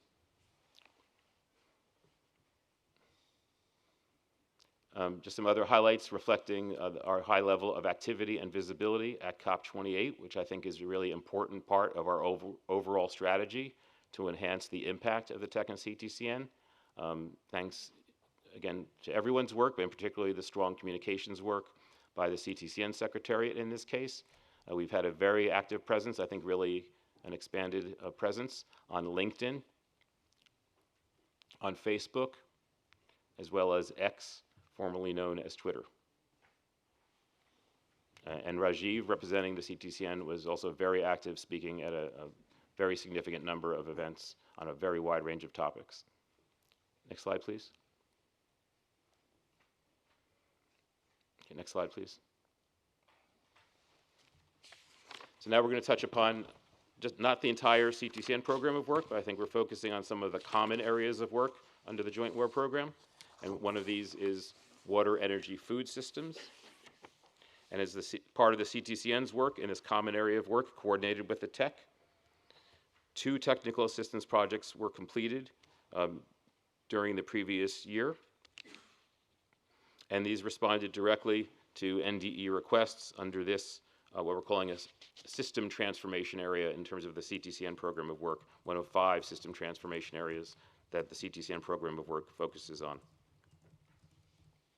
And in fact, these, takes at least a year, if not longer, to develop and implement a technical assistance project. These were actually developed initially under the previous program of work, and this is part of a reflection of the fact that while we have a new focus under the current program of work, it's very much a bottom-up, organic focus, reflecting demand from NDEs, and it's, while it's increasingly strategic and focused, I would say, compared to the previous program of work, it's not radically different. It's building on previous work.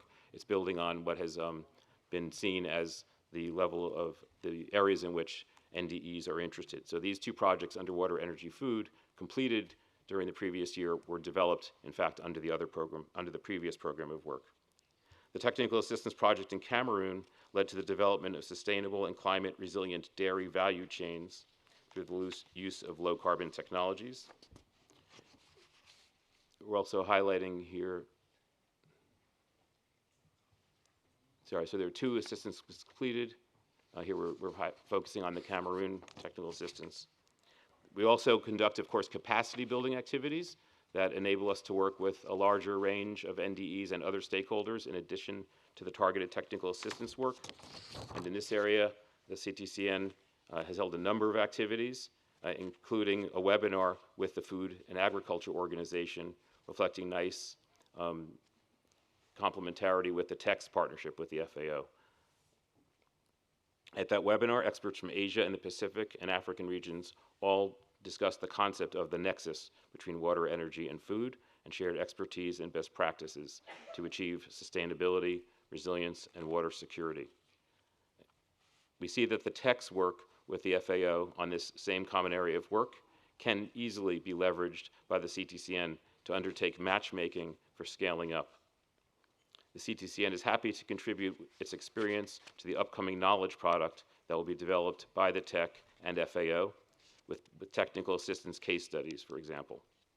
And as discussed on Tuesday during the TEC meeting, the CTCN will explore opportunities to integrate its work in this area as part of the design and development of TA requests in coordination with the TEC's work with FAO.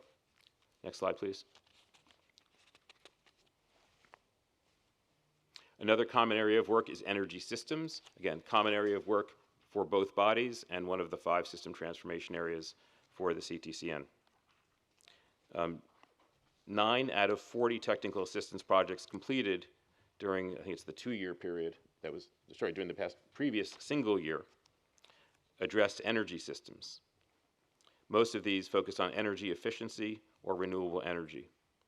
For example, in Vanuatu, the CTCN looked at the effectiveness of the standards and labeling program for appliances. This year, the CTCN launched a new capacity building program on green hydrogen for system transformation, which will take place in the form of training sessions across 3 regions. During this reporting period, a 3-day training was organized in Busan, Korea, with the Korean network member Green Energy Institute, and that brought together 15 national designated entities from the Asia-Pacific region.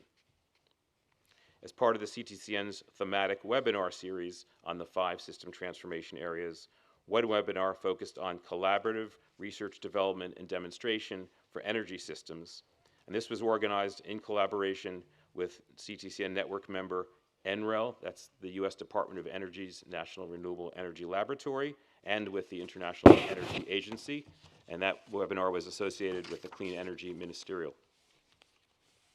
Finally, under this theme, I want to mention a 3-day learning exchange event that took place in July of this year. This was co-hosted by the NDE of Germany, I believe that is TEC Vice Chair Dietram Opel, with support from network members on the theme of technologies for decarbonizing electrical transmission and distribution grids through F-gas regulations and policies. The event brought together 11 stakeholders from energy utilities and power equipment manufacturers. These were nominated by NDEs, regulators, and financial actors, such as the European Investment Bank and Euler Hermes, to discuss potential project ideas. Particularly regarding synergy with the TEC, the CTCN will continue to actively disseminate the findings and resources resulting from the joint work on technology and NDCs, as well as the joint work on technology roadmaps. Next slide, please. Another common area of work is buildings and resilient infrastructure, also reflected in the CTCN's program of work. During this reporting period, 12 out of the 40 recently completed technical assistance projects on this theme were on this theme. For example, in the Kyrgyz Republic, the CTCN technical assistance provided support to update the national building codes with improved energy performance parameters. The CTCN, jointly with UNEP DHI, launched its publication on nature-based solutions for emerging water management challenges in the Asia-Pacific region, in which several case studies were presented on climate-smart cities and looking at infrastructure solutions that address important water management and climate change solutions. CTCN also delivered its second webinar to introduce ongoing RD&D efforts in buildings and resilient infrastructure. 3 experts on nature-based solutions from Asia Pacific, Latin America, and the Caribbean shared their knowledge on how and why nature-based solutions are important to transform building and resilient structure. Regarding coordination with the TEC, work and partnership on early warning systems and oceans would be useful. The TEC work on Grand Challenge program, that's the innovation challenge part of the AI initiative, could provide opportunities to scale up technical assistance implemented by the CTCN in this area.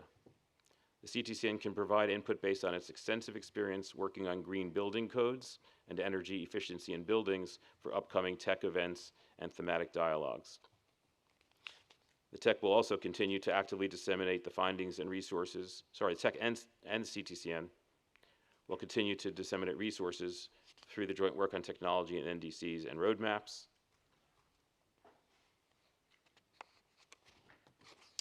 And I mentioned that the TEC is also going to provide inputs for the TEC's work on, CTCN will provide inputs for the TEC's work on green building codes and energy efficiency in buildings.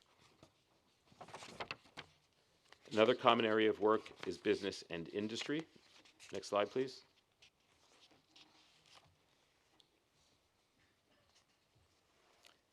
Under the theme of business and industry, less than 1/10 of technical assistants completed this reporting period touched upon issues directly related to business and industry. In Mongolia, the CTCN technical assistance led to the development of a sustainable business model for community-scale sustainable meat processing systems to improve the livelihood from livestock farming. CTCN also actively engaged with entrepreneurs and encouraged collaboration between the public and private sector in other ways. For example, the last leg of the CTCN Youth Climate Innovation Lab and Academy program was launched in the Middle East and North Africa region. Another interesting activity related to this area under this reporting period is ongoing work to facilitate twinning arrangements among institutions in the Global South with the support from the Korean Ministry of Science and Technology. Meetings between the Korean network members and NDEs were facilitated to identify opportunities, resulting in the expressions of interest from 5 countries interested in entering into twinning agreements. Similarly to the coordination under other areas, we take note of the TEC brief on industrial energy and material efficiency in emission-intensive sectors, which can be a valuable resource for the CTCN that we will refer to in the CTCN work in this area.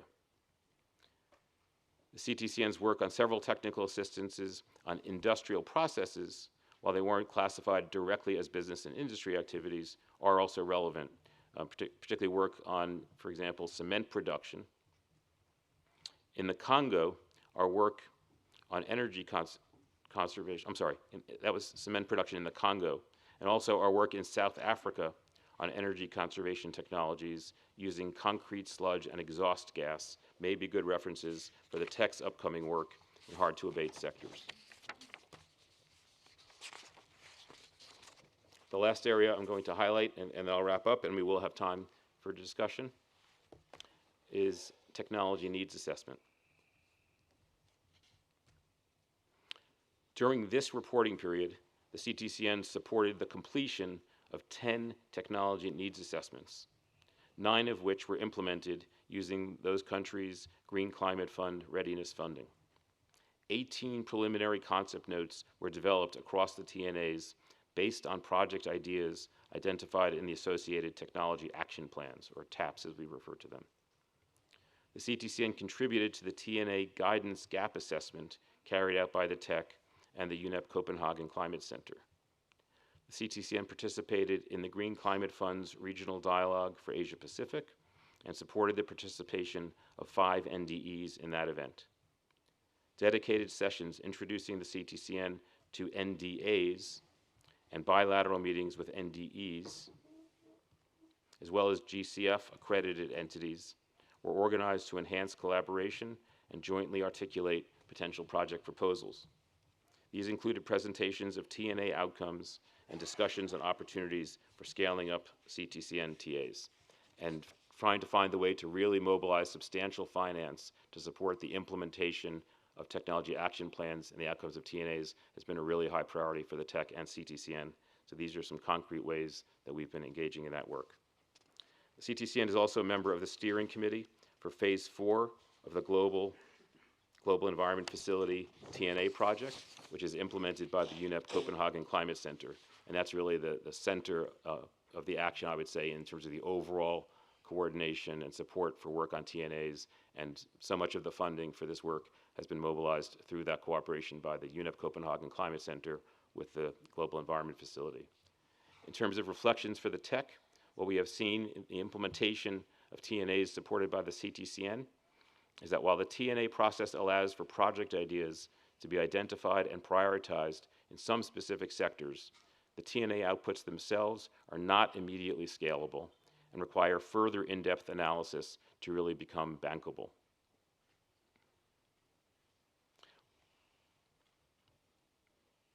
TNAs are a good source for initial concept ideas which would need to be further developed, but we need to be cognizant about the level of detail coming out of TNAs and TAPs, and often the gap between the next stage, which some of us would call developing bankable projects that really are ready to attract investment.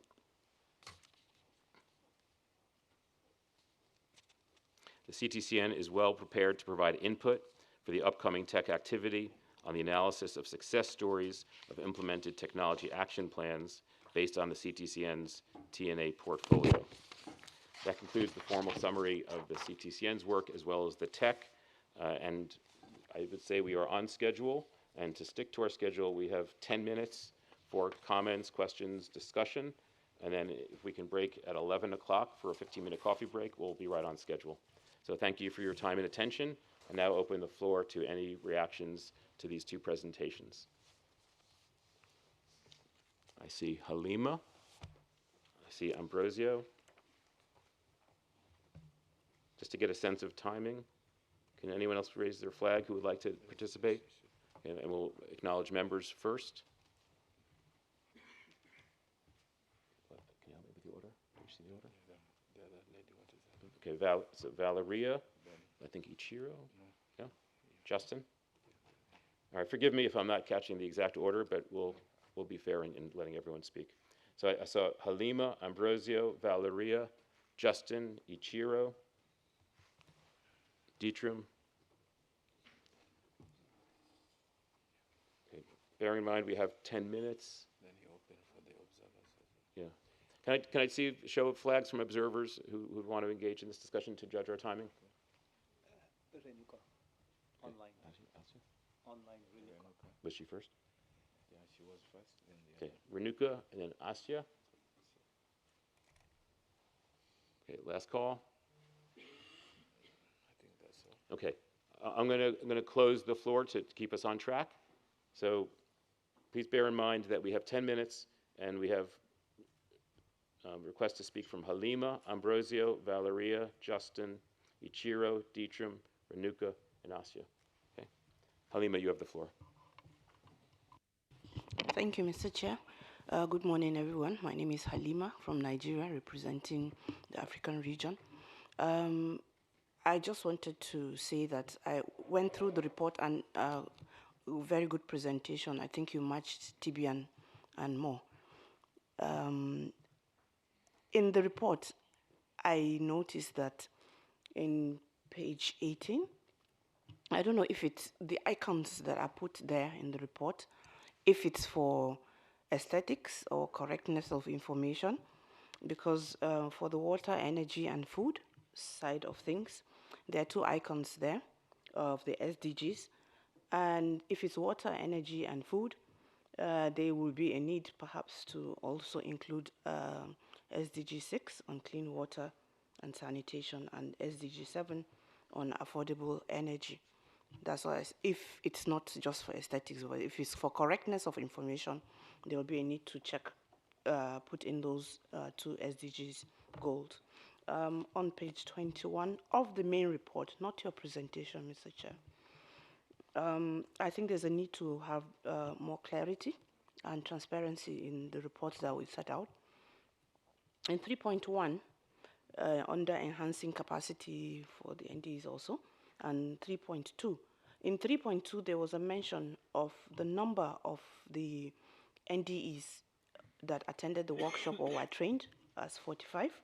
However, in 3.1, there was just a mention that on the topic, NDEs were trained on so and so, but there is no number. So just for the sake of transparency and clarity, I would suggest you kind of provide the number. I don't know if it's still possible or not, but it's clearly missing. Thank you very much for the floor. Thank you. And you know, I think it's normal in these types of meetings that speakers and secretaries will not necessarily be able to respond to every single comment. They will all be taken into account, but time permitting, we'll see if the speakers or the secretariats are able to respond to any of the specific points and questions that are being raised. Ambrosio, you have the floor. Thank you very much for the floor, Mr. Chair. I will start with the mandate that is most relevant for the presentation we just have. So in paragraph 3 of the COP and CMA decision, there is the invitation to the TEC-CTCN to continue the efforts to exchange the systematic feedback of the work, included by the TEC, taking into consideration lessons learned in relation to the provision of technical assistance by the CTCN, and the CTCN taking into consideration the policy recommendation of the Technology Executive Committee in providing technical assistance. So in a way, I see what we're moving forward. I might suggest, in order to improve this further, and for the TC, I'm a TC member, it would be very useful if there is a manner in which the TC can get feedback from the technical assistant implementers on the usage of the tech publications. So not only if they're using it, but also if they have comments regarding their quality or the appropriateness of them.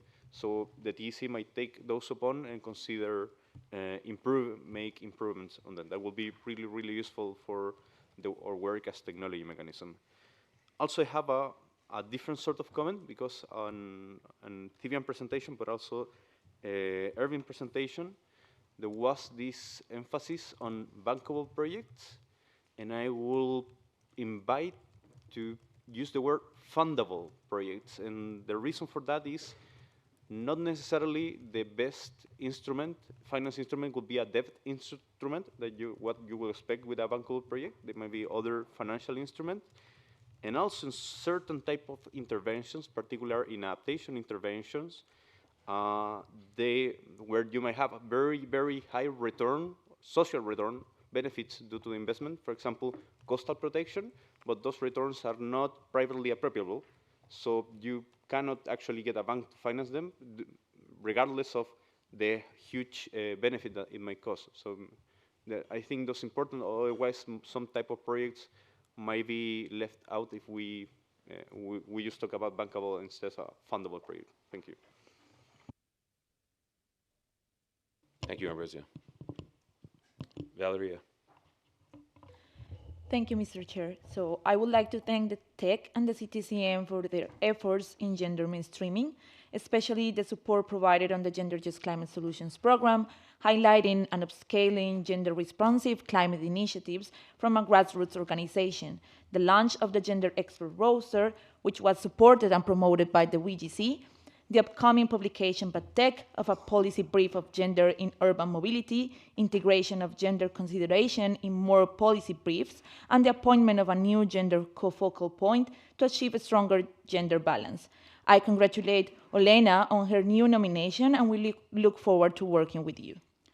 I also commended the CTCN for the adoption of an updated gender policy and action plan. We really appreciate all the progress made in gender mainstreaming in the work of the TEC and CTCN, and we are convinced that this will be a strong contribution to adopting transformative approaches for technology development and transfer.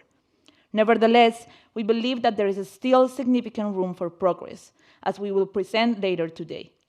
I am grateful to have been allowed to make a short presentation on how gender has been integrated in TNA so far. I appreciate the progress made in nominating female TEC and CTCN members to achieve gender balance in the two bodies, responding to Decision 14 CMA 5, paragraph 13. We encourage parties to continue nominating female members in the TEC and CTCN. On the water, energy, food nexus, common area of work, we propose to support TEC and CTCN's work by providing our expertise and good practices examples in the form of case studies. Also, we want to support the remarks of Ambrosio on bankable projects. Fundable is better. Thank you so much. Thank you, Valeria. Justin, you have the floor. Thank you, Chair. Just firstly, a compliment, and secondly, a supplement. Firstly, the compliment goes to the team from CTCN for the amazing work that they've done over this past year to enhance the invisibility of the organization and the activities. I see plus 500% improvement, plus 600% improvement. That all started in March of 2023. Thank you, because not only are you giving visibility to CTCN and the technology mechanism, you're also giving a voice to the people that we're trying to help. And I think that's what we really need to focus in on. I know time is short. I just wanted to quickly supplement what Ambrosio was saying around bankable projects, because there is so much focus on NCQGs, on Article 2.1c and links to Article 9.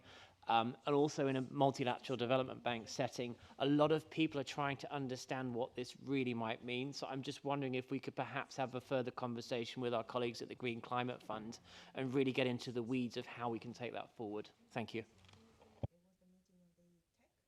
Thank you, Justin. And I believe that was your first time speaking today, so could you just briefly introduce yourself? Yes. Sorry, Owen. My name is Justin Perrotson. I represent business and industry within the CTCN. Thank you. Ichiro, I believe this is also your first time speaking today, so if you could start by introducing yourself. Yeah, thank you. Good morning, everyone. I'm Ichiro Sato. I'm a CTCN AB member from Japan. I'd like to welcome a lot of progress in collaborative work between TEC and CTCN. And among various those collaborative activities, I noted that TEC will develop an information note on AI, and CTCN will provide inputs based on experience of CTCN activities. But because this is relatively a new area, I'm interested to know the current level of interest and also demands for AI-related activities from developing countries. So I have a brief question to CTCN Secretariat about how much activities are included in ongoing or in the planning proposals of CTCN technical assistance for CTCN. Thank you.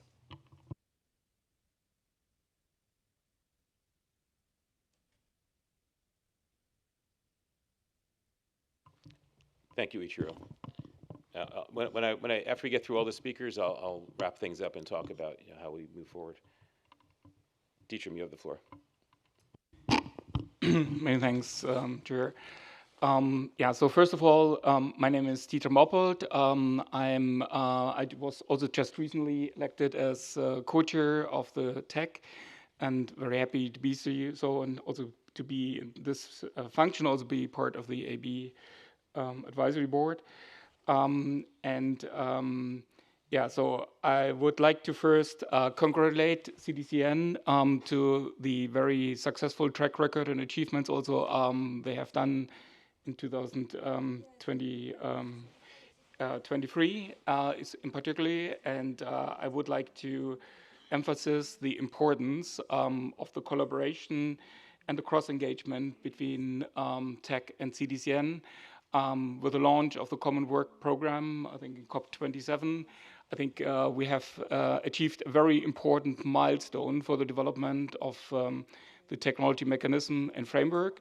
And I think it is extremely important to have this collaboration and also the engagement between TEC members and also AB members.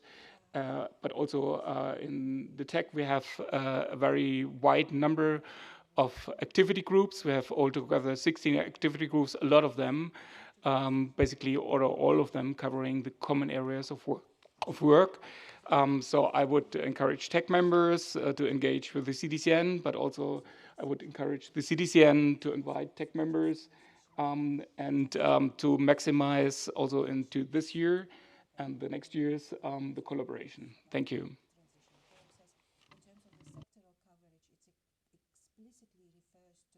Thank you, Dietram. Renuka, you have the floor. Thank you very much, Chair. Thank you. I endorse all the points which has been raised, especially with the gender equality or representation in TEC and chair. What I have been observing since 3 terms I have been here, and I have not seen anyone as a chair or co-chair, woman chair or co-chair. So I think there we need to make some equality. Second is, yes, about the fundament, whether it should be bankable or fundable project. I'm not too worried about the terminology, but I'm really worried about the gap existing between the other various stakeholders. The aspirations that are as of projects and research projects being done in universities and at the demands of the public, as well as the environmental and climate priorities, and the agenda of national level, that is in government level, these all are mismatched.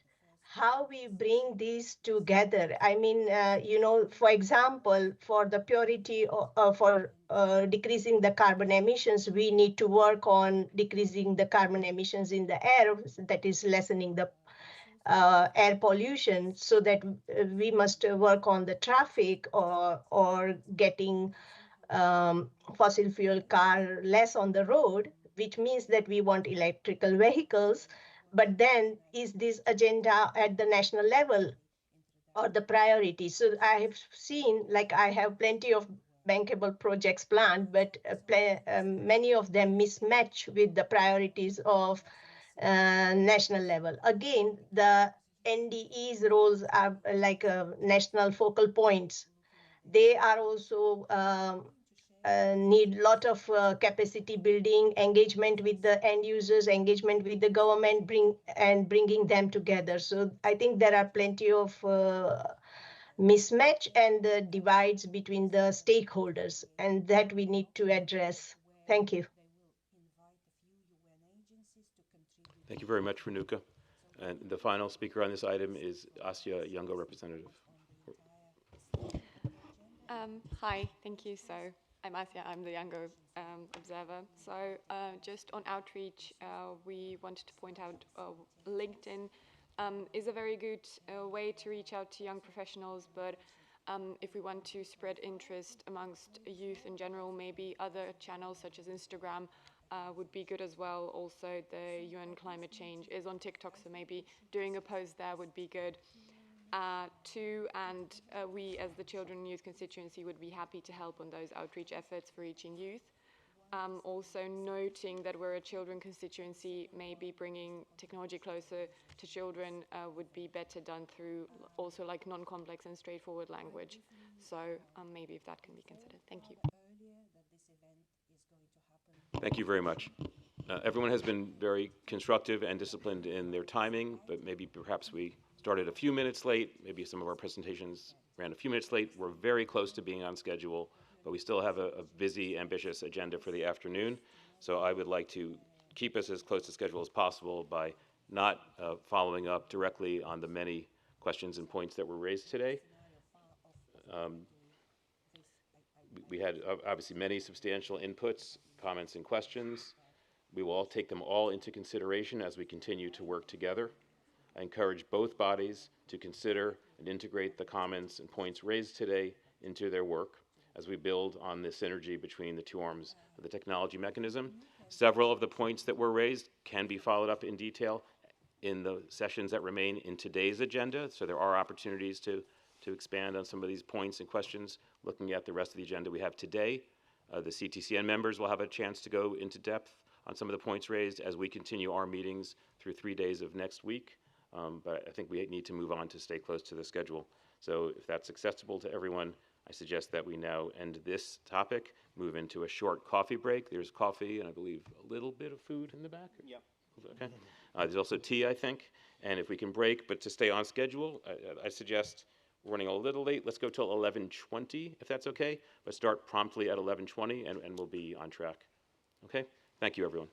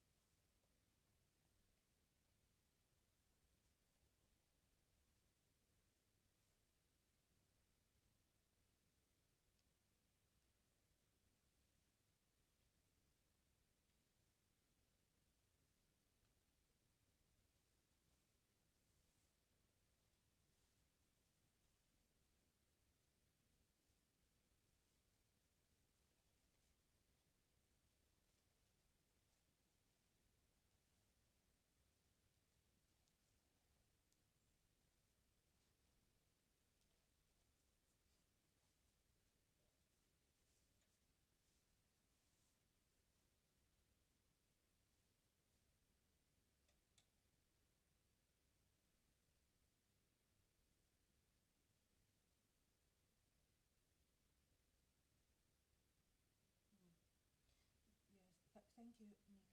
I also didn't take really notes while they were sharing the agenda. I somehow expected that the agenda will follow after the meeting.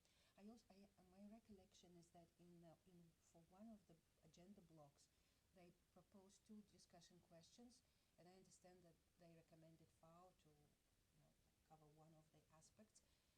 So if I remember, one of the discussion questions was on the ways to facilitate support for just transition. Another one was on the international cooperation around just transition, and the third one I can't recall. But to be honest, the questions are like UNFCCC style, like super long, convoluted with like many elements. But anyway, we will get the agenda at some point. It's a matter of days.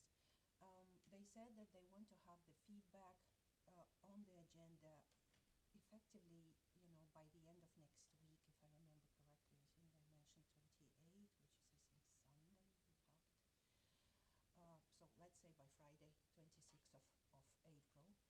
And Nick, I agree that the expectation is that this should be, the information that we should provide to the UNFCCC should be tailored in the context of its relevance to the NAPs and DCs and the LEDS processes.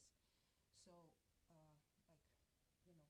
make a practical suggestion on the way forward, I wanted to suggest that, Xiao, if you don't mind, if you could create a shared file with different placeholders, and we could use it as the submission for the UNFCCC, and then you can invite colleagues to contribute under different headings, on what FAO thinks should be covered by the first dialogue.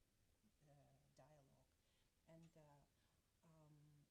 Ventura also suggested that through the submission we can communicate maybe some key findings of the recent report on just climate. Maybe we could think about the relevant headings that should be included in the submission. But one heading could be on the analysis that Crystal has done. Maybe we can frame it as the importance of keeping track of how just transition points are included in the current NDC submissions and maps, if this information is available. Maybe we can, to accommodate the information from the report, can highlight the importance of gender-just transitionary processes. I don't know what other elements are important. I'm happy to, to get the advice and proposals from you guys. But if Xiao, if you can manage this process, because we don't have that much time left, and just be kind of instructive and say, this one, please write 2 paragraphs here and there. And usually the FAO submissions are within 5 pages, so it shouldn't be really a big deal. But then on the second point, on the second action point, which is around the workshop and the facilitation, I wanted to ask if somebody feels comfortable to volunteer to be a FAO representative and facilitator. Of course, as a group,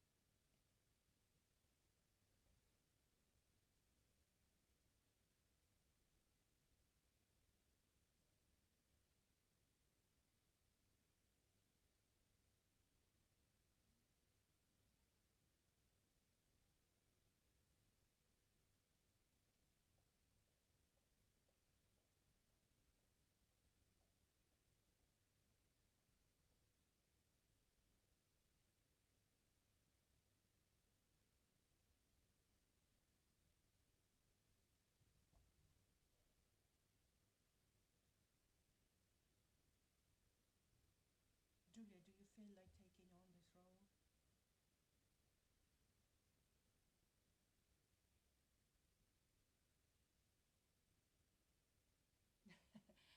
um, okay, I mean, I could. I mean,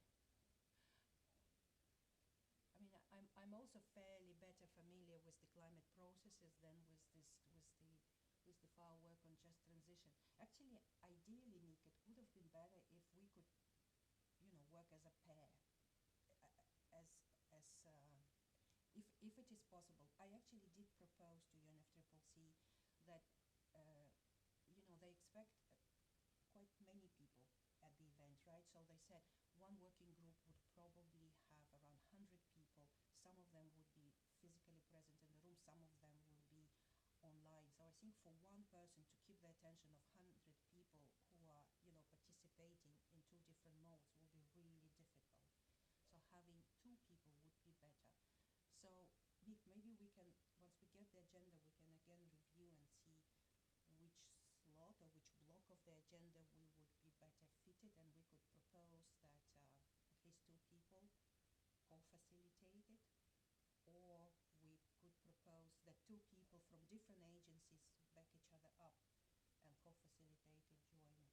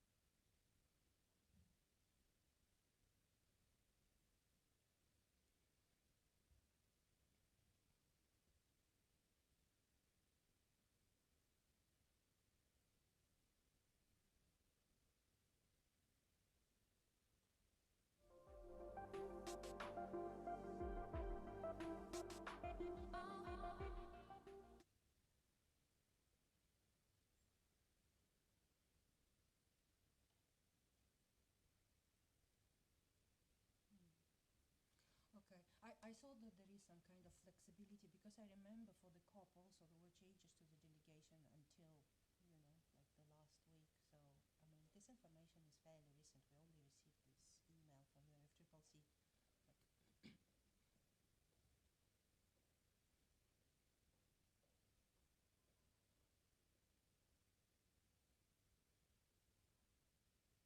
Okay, okay. Okay, but by the way, because I'm connecting from my phone, I don't see if anybody raised hand, and I also I don't see chat. So if somebody raised hand, just please speak up. Ah.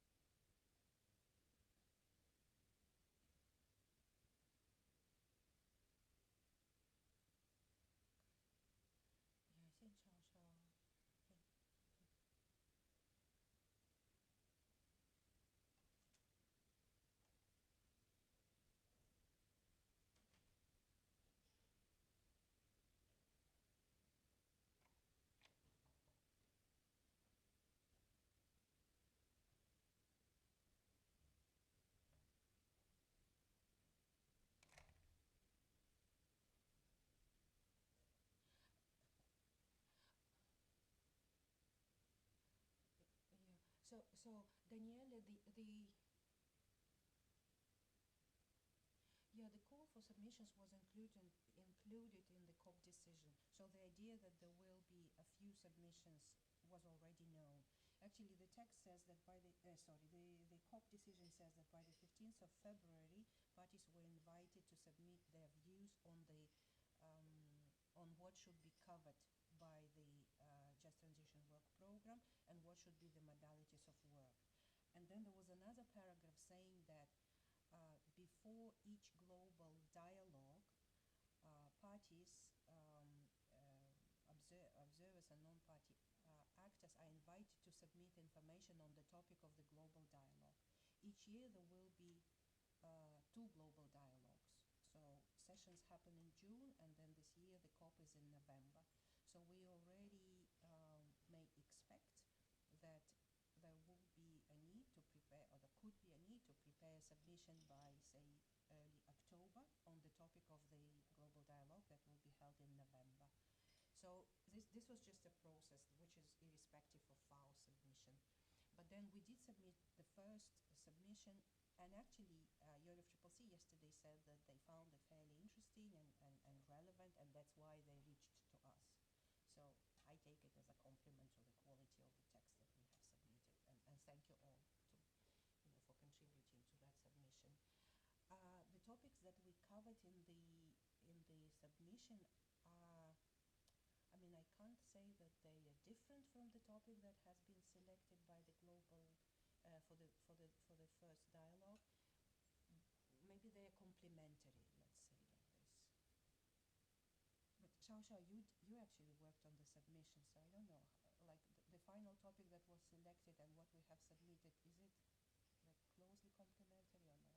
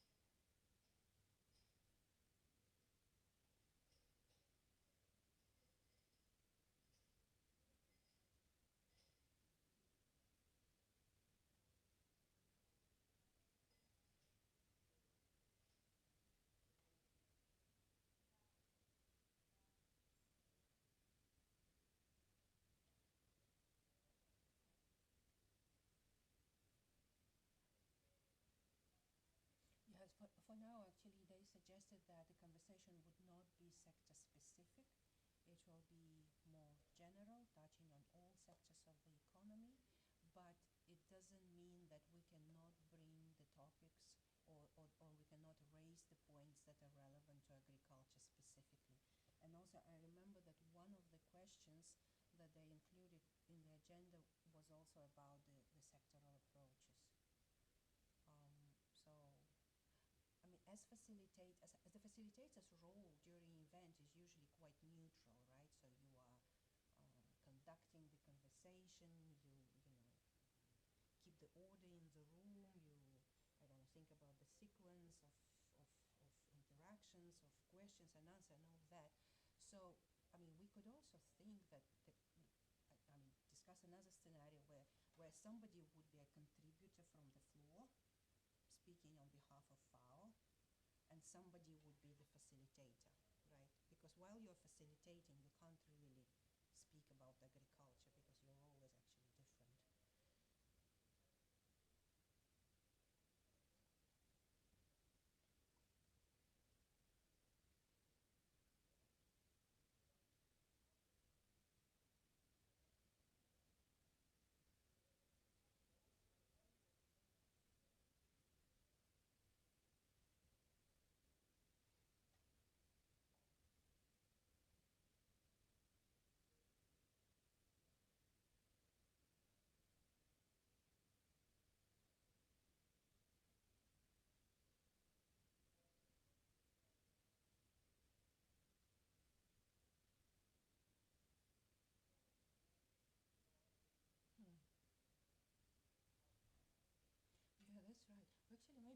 think that because there will be, work in groups in parallel, so maybe we can think that there should be not actually one person, but two or three or several people attending different elements of the meeting and then contributing, to matching with different topics.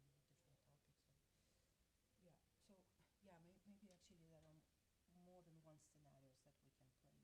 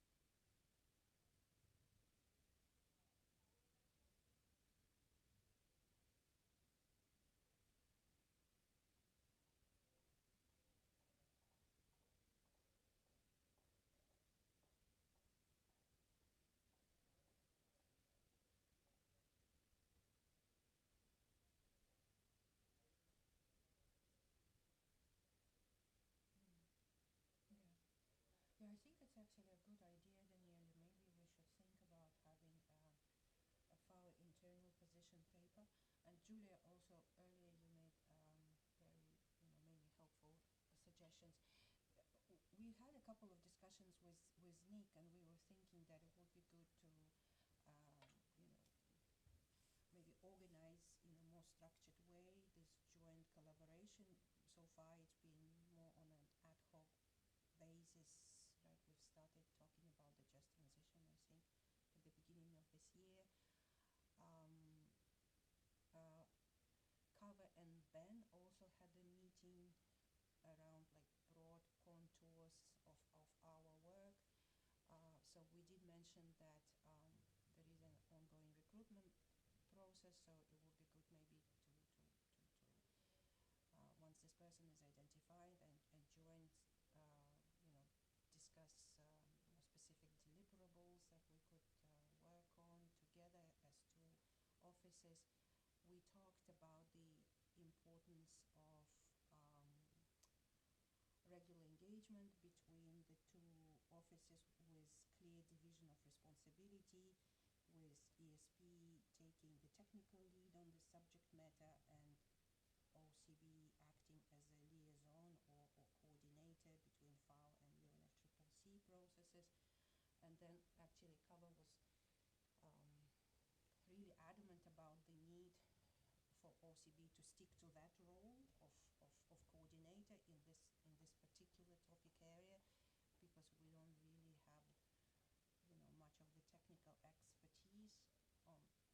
have much of the technical expertise on many elements of the just transition.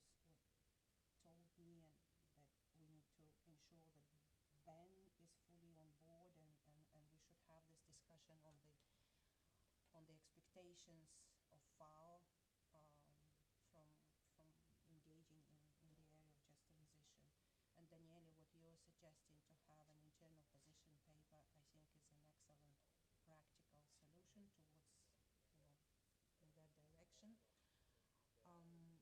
But unfortunately, the time is not really on our side, right? We only have a week to react to this opportunity that UNFCCC has. All right, thank you, everyone. We'll continue. I know I've now lost all credibility as the official timekeeper.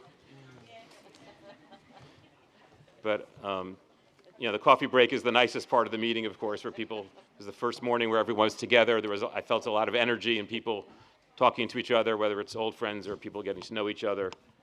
We also had some issues about some of the items coming up that I wanted to discuss with the secretariats and the co-chairs, so I apologize for letting us run late already this morning. What we will do is, what I propose that we do, is that we move around the way this next agenda item is structured a little bit. So we're now into implementation of the joint work program and returning to what is described formally as item 8B1 of TEC-27 agenda and item 5.1 of the CTCN AB23 agenda. And 5.1 is digitalization. And these two activities were described as the joint activities under digitalization in the joint work program: green technology databases and distributed ledgers. And there's been a joint task force bringing together members of both bodies on this work. And there have been other ways in which both bodies have cooperated on the other items that we have here on the morning agenda that was supposed to go till 1:15.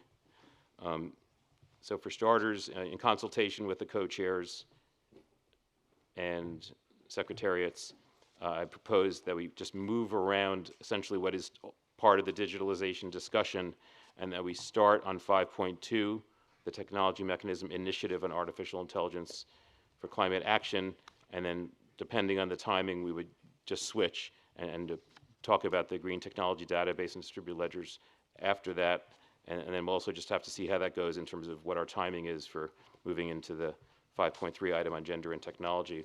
But our plan in terms of how to handle the lunch, and if the secretaries can confirm this with me, because we have to think about the hours of service of food, is that it is now 20 of 12, and we are going to break for lunch at? Latest 1:15. Okay, and that will give people how much time to eat? 30 minutes.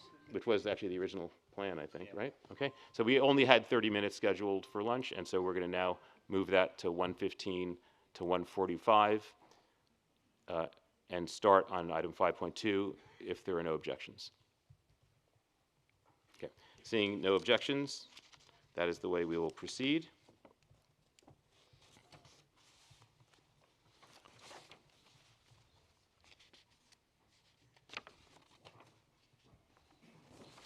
So now we're going into 5.2 of the joint session agenda. This is discussing progress made in implementation of the joint activities of the TEC and CTCN. Under agenda item 8B2 of the TEC agenda and 5.2 of the CTCN agenda.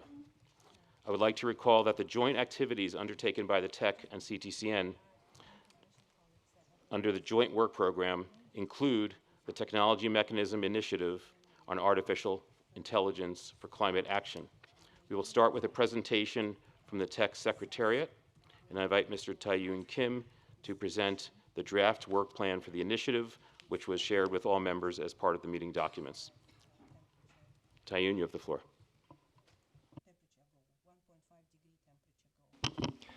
Thank you, Mr. Chair.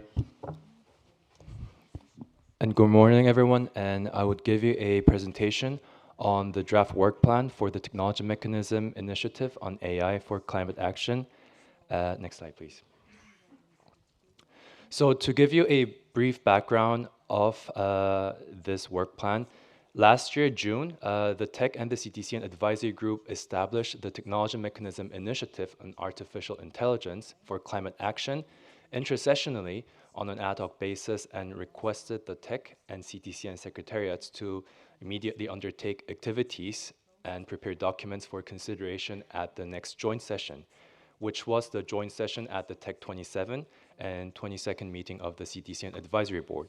So at that joint session, the TEC and the CTCN Advisory Board agreed on a concept note for this initiative, including activities to be undertaken by the TEC, by the CTCN, and jointly by the TEC and CTCN.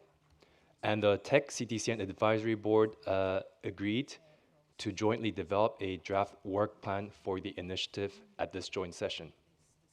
And also at COP28, COP28 requested the TEC and the CTCN to enhance awareness of AI and implement the initiative in a manner that gives special attention to capacity needs for the use of AI and support the implementation of TNA outcomes and the joint work program of the technology mechanism. So, according to these, the TEC and CTCN secretariats prepared a draft work plan for the initiative based on the proposals from the TEC and CTCN Joint Task Force on AI, considering the COP28 outcomes.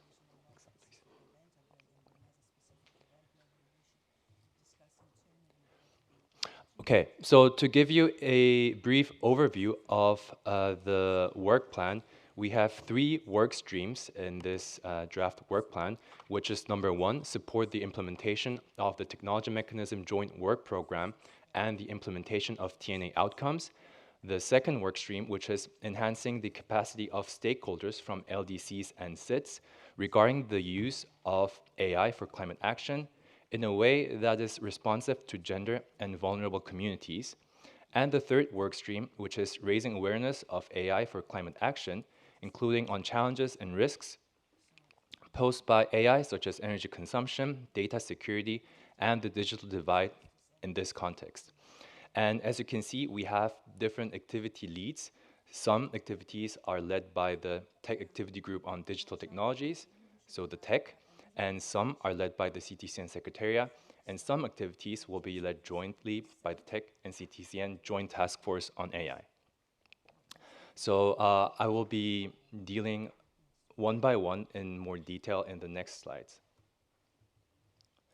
So on the first work stream on supporting the implementation of the Technology Mechanism Joint Work Program and the implementation of TNA outcomes, for the work on the TEC Activity Group on Digital Technologies, the main activity would be supporting the implementation of the TEC Rolling Work Plan. And in the main deliverables in this draft work plan for 2024 is the technical paper on the AI for climate action. And the second one is the inputs on AI to the Tech Geo-Knowledge product on emerging and transformational adaptation technologies on the early warning systems. The anticipated deliverables for 2025 is a policy brief on opportunities, risks, and challenges of AI for climate action, inputs on AI to the technology product on national systems of innovation, and inputs on AI to the tech work on energy storage, inputs on AI to the technology product on carbon footprint and building codes, inputs on AI to the tech analysis of standards for low and near zero emission solutions for hard to abate industries, and lastly, inputs on AI to knowledge products on how developing countries can be supported in updating their TNAs and implementing their TAPs and their TNA outcomes. The anticipated deliverables for 2026 are inputs on AI to the tech tool to identify country needs to the setup and implementation of national systems of innovation, and inputs on AI to the technology product on research development and demonstration. Next slide, please. For the CTCN Secretariat on the workstream 1, the activity would be supporting the implementation of the CTCN program of work. And these are in 2024, 2025, 2026, and 2027, all the yearly activities that are done on the capacity building of NDEs on artificial intelligence for climate action, and also the implementation of technical assistance with components of AI per the demand of the countries. And the joint work that would be done between the TEC and CTCN Joint Task Force on AI would be supporting the implementation of the common areas of the work and joint activities, which would consist of deliverables targeted for next year, having a knowledge product and event on the use of AI for improving energy systems. And these are the proposed partners. And for 2026, a knowledge product and event on the use of AI for the water, energy, food nexus.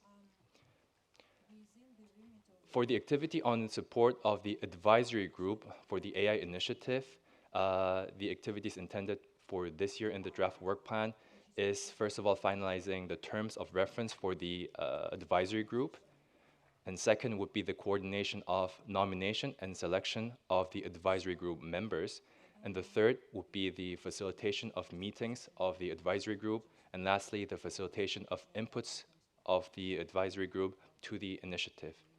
The deliverables in this activity for next year will be facilitation of the meetings of the advisory group, get it rolling, and the facilitation of inputs by the advisory group to the initiative. And lastly, the activity in this workstream to be jointly undertaken by the TEC and CTCN Joint Task Force on AI is undertaking resource mobilization and partnership development. This year, it will be fundraising proposal for the initiative.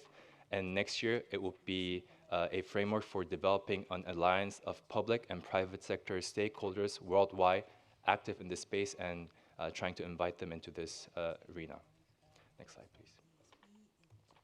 So this is now the intended activities and deliverables for Workstream 2 on enhancing the capacity of stakeholders from LDCs and SIDS regarding the use of AI for climate action. So for the tech activity group on digital technologies, the intended activity, the planned activity is to enhance the capacity of stakeholders from LDCs and SIDS. And the deliverables for 2024 is, first of all, the AI Innovation Grand Challenge, which is happening in partnership with the Enterprise Neurosystem. And the second deliverable is having a workshop on AI for climate action, including the representatives of LDCs and SIDS. And this will be done in partnership with the UNU. The deliverables for 2025 is to prepare a concept note on the practical means to support AI implementation for transformative climate solutions in developing countries with a focus on LDCs and SIDS, such as an AI climate accelerator. And the deliverable for 2026 is to create a knowledge product or have an event on the local development of AI-powered solutions for climate actions in LDCs and SIDS. including perspectives of women, indigenous people, and the marginalized groups on the use of AI for climate action. The activity that is to be led by the CTCN Secretariat on Workstream 2 is to have an online platform of regional AI for Climate Action Network, which is a deliverable intended for 2025. And the activity to be done by the TEC-CTCN Joint Task Force on AI is to enhance the capacity of stakeholders from LDCs and SIDS, and the deliverable for this year is to have an AI climate application hub, which is also done in partnership with the Enterprise Neurosystem.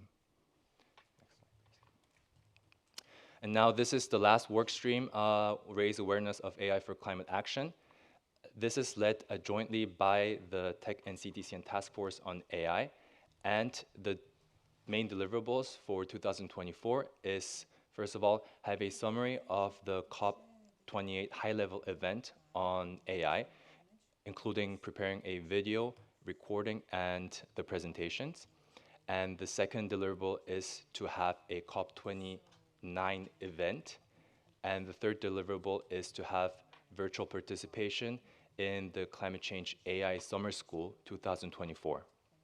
The deliverables for next year is to have inputs to the work to the UN Secretary General Advisory Body on AI as appropriate that comes out from the work of the AI initiative.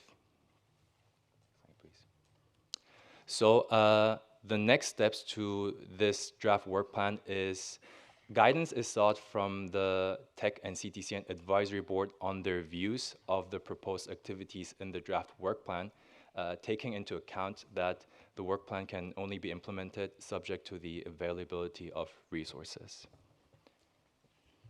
Thank you very much. Thank you, Tayun. I think I was not clear enough in terms of explaining how we're adjusting to the longer coffee break.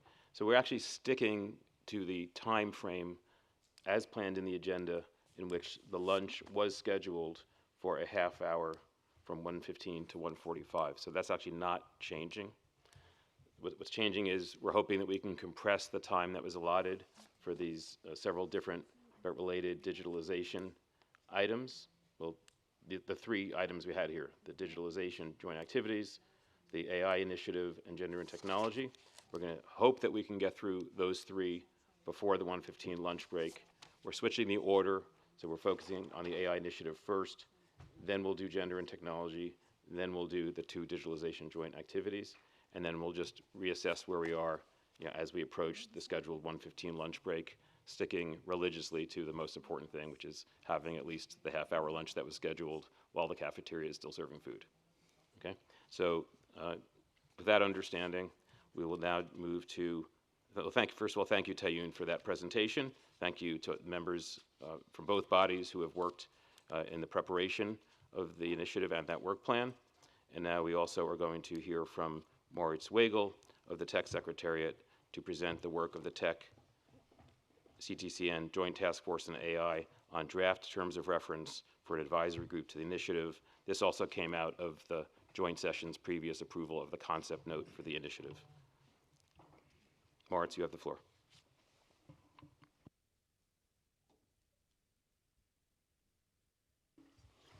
Thank you, Chair.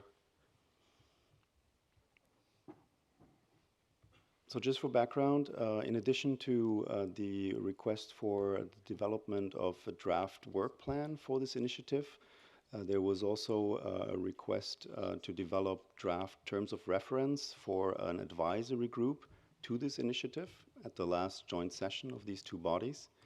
And we've prepared some slides for that, which are coming up now. So what I'd like to do is to give you an update on the work that has been undertaken since the last joint session on the development of these draft terms of reference. Next slide, please. So two things. One, the TEC-CTCN Joint Task Force on AI actually convened to identify possible structure and also possible elements for such draft terms of reference for an advisory group. And they have shared various inputs with the TEC and the CTCN Secretariat and requested the Secretariats to compile those inputs. So I'll present the compilation of those inputs. And then secondly, the TEC and the CTCN Secretariats reviewed the rules of procedures of both the TEC and the CTCN Advisory Board in terms of if they would lend themselves for the establishment, in fact, of such an advisory group, and I'll present those findings as well. Next slide, please. So first, in terms of roles and functions proposed by members of the TEC-CTCN AB Joint Task Force on AI, that would be the advisory group to make recommendations to the TEC and the CTCN Advisory Board on the implementation of the Technology Mechanism Initiative on AI for Climate Action by making recommendations specifically to the TEC-CTCN Joint Task Force on AI on the implementation of activities. Secondly, providing substantive inputs on knowledge products, awareness raising, and capacity building activities organized by the initiative. And thirdly, responding to other matters on which its advice is sought by either the TEC-CTCN Joint Task Force or by the TEC and CTCN Advisory Board itself. Next slide, please. In terms of membership and time frame, proposals have been made that such an advisory group should at least contain 10 members, including members from the public and the private sector, international organizations, academia, and civil society, and that membership should be balanced in its composition in terms of gender, geography, and also representatives from developed and developing countries. Secondly, members to be identified by the TEC and the CTCN Secretariats through a transparent and open process, and then approved by the TEC and the CTCN Advisory Board. Thirdly, the selection criteria. So here, a number of criteria were proposed. Just to summarize briefly, those members of this advisory group should all have expertise on artificial intelligence, either from a technology perspective or from a law, policy, regulatory side. Also in terms of experience with education, raising awareness, capacity building on the use of AI, or in terms of the risks that come with the use of AI. Final 2 points, there was a proposal that this group would be led by a chair and a vice chair, and that the membership term of members would be 12 months. Next slide, please. In terms of the mode of work, proposal was made that the primary mode of work should be via electronic means, so by email and virtual meetings. If necessary, there would be in-person meetings in conjunction perhaps with meetings of the TEC, CTCN Advisory Board, or UNFCCC sessions, other relevant external events. Members are to participate in the advisory group without any type of remuneration, and there would also be no reimbursement of any costs of their participation. The meetings of the advisory group would generally be conducted under Chatham House rule and facilitated by the chair. And the chair, one more point on the previous slide, please. The chair would present the recommendations coming out of this group to the TEC-CTCN Joint Task Force. Next slide, please. Final point in terms of structure, the fourth section, if you want, on conflict of interest. So there was also some consideration of that important matter, and members of the Joint Task Force proposed the following. Members shall avoid actual, potential, and perceived conflicts of interests, declare any actual, potential, or perceived conflict of interest at the start of a meeting, recuse themselves from participating in any work of the advisory group, including decision-making in relation to which they have an actual, potential, or perceived conflict of interest, refrain from behavior that may be incompatible with the requirements of independence and impartiality. And members may be suspended. Their membership may be terminated by the TEC-CTCN Joint Task Force on AI if they fail to disclose a conflict of interest, or if they fail to attend 2 consecutive meetings without proper justification. So those are the elements and the structure that was proposed by members of the Joint Task Force. And then what the CTCN and the TEC secretariats did was to take a look at the rules of procedure of both bodies. And the findings of this is the following. So for the TEC rules of procedures, they do provide for the establishment of panels or working groups to provide expert advice to assist the TEC in its work. And it's also quite detailed, actually, in the TEC rules of procedure, specified that establishing such a panel or working group, the TEC shall determine its terms of reference, which shall include a work plan, the deadline for submission of documents, the criteria for selection of panel or working group members, and necessary budgetary requirements.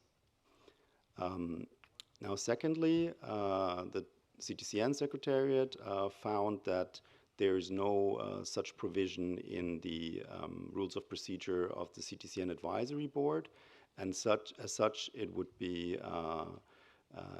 not possible, at least under the current rules of procedure, to establish such an advisory group jointly.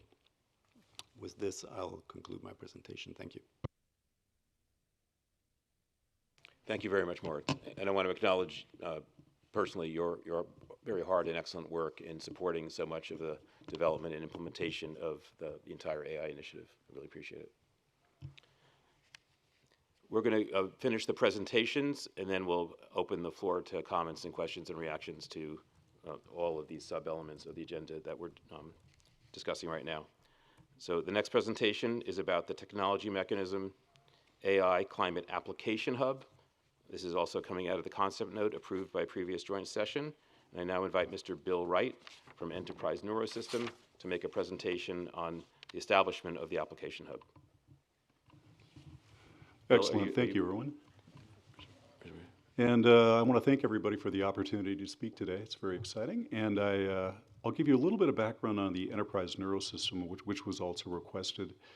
We have an international membership of over 150 public and private sector AI and IT technologists, scientists, and academics from leading institutions like Stanford SLAC, IBM Research, Reliance Jio, Cove, and other technology firms. We have a nonprofit charter, volunteer members from over a dozen countries, and as a result are naturally aligned to support the objectives of the TEC and CTCN.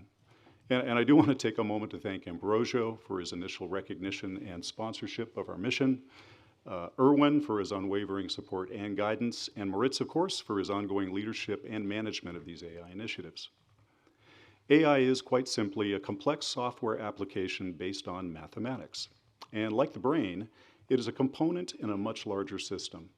And with this concept in mind, our first project was an educational exercise with Harvard Analytics and Ryan Coffey, senior scientist at Stanford SLAC National Accelerator Laboratory, and also an Enterprise Neurosystem board member. The project was the development of an AI application for the analysis of X-ray images and atomic level events through cameras that will eventually operate at 1 million frames per second. This was an early example of the neurosystem concept using AI and sensors in a high-performance network environment. This general approach can be used as the foundation of an analytics, early warning, and course correction recommendation system for climate change challenges. We now have a project initiated by Dr. Gerald Kafuku with Tanzania's COSTECH, their national science ministry, which was brokered by the CTCN with the help of Rajiv Garg and Valentin Rudloff. The objective is to build out an irrigation, flood, and drought sensor system, incorporating satellite images and riverway Doppler radar sensors. This will be augmented by environmental sensors embedded in natural systems like beehives, mycorrhizal networks, and fish farms. And when these systems are networked together with AI analysis, they create, in effect, a neurology to better understand the impacts of climate change in real time. And I'm excited to present an update on the technology mechanism AI Climate Application Hub. This has been driven by Moritz and Tae-Yoon Kim, given the clear need to accelerate and enable access to advanced AI climate technology and early warning solutions for developing nations. These applications will be developed with open source software development best practices and made freely available to the countries of the world.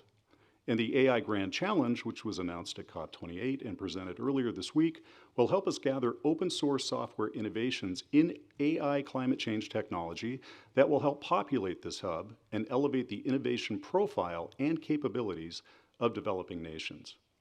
We will also have the benefit of our volunteers from IBM Research, who will be providing a technical best effort to build the hub infrastructure.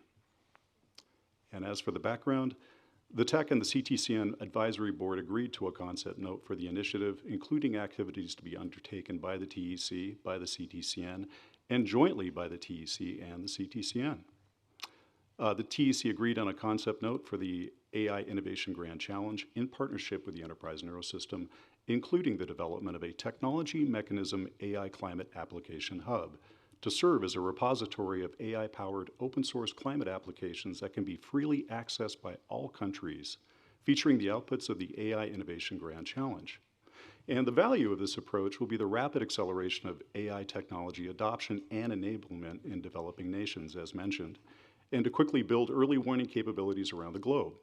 And when these applications are eventually networked together in one system, this would create a deeper analysis capability for understanding the causes and conditions of climate change. The TEC-CTCN AB Joint Task Force on AI requested the TEC and CTCN secretariats to jointly launch the technology mechanism AI Climate Application Hub in partnership with the Enterprise Neurosystem. And the Enterprise Neurosystem is to develop, host, and manage the online repository co-branded by the Enterprise Neurosystem, CTCN, and TEC. Next slide. As mentioned, oops, let me just go down.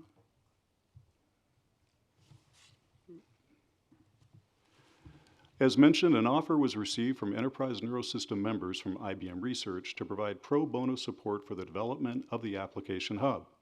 Dinesh Verma is the CTO of the Enterprise Neurosystem and not only leads our technical development activities, but also works as a chief scientist at IBM Research, and his team will donate their time to develop the catalog site. This will be based on the GitHub platform, which enables pass-through software downloads from different validated sources.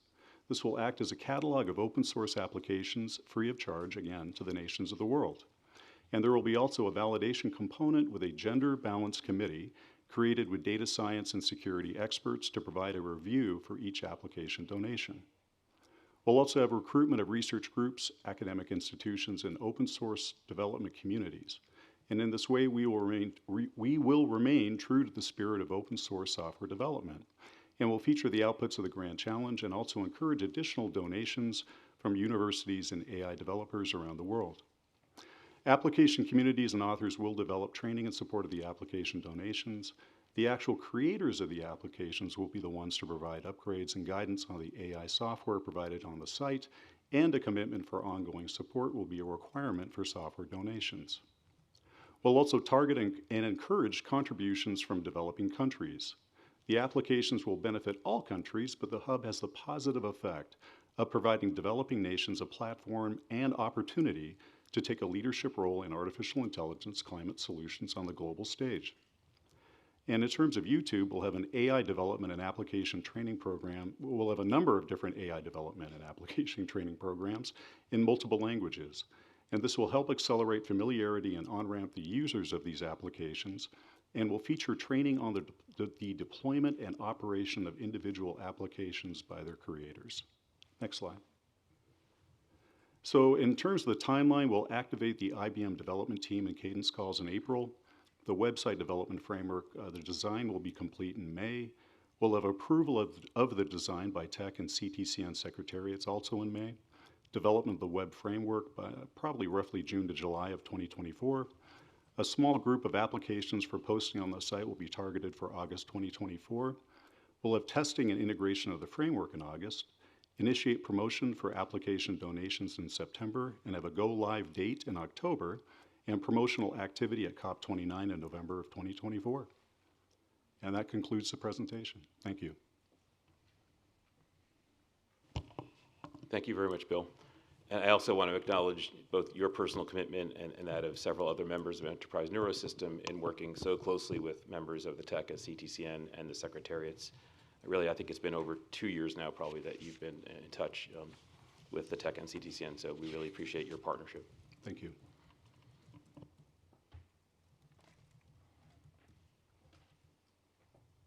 Okay, the final presentation on this sub-agenda item is going to be from Acting Director of the CTCN, Rajiv Garg, on the capacity building series that the CTCN Secretariat is planning as part of this initiative.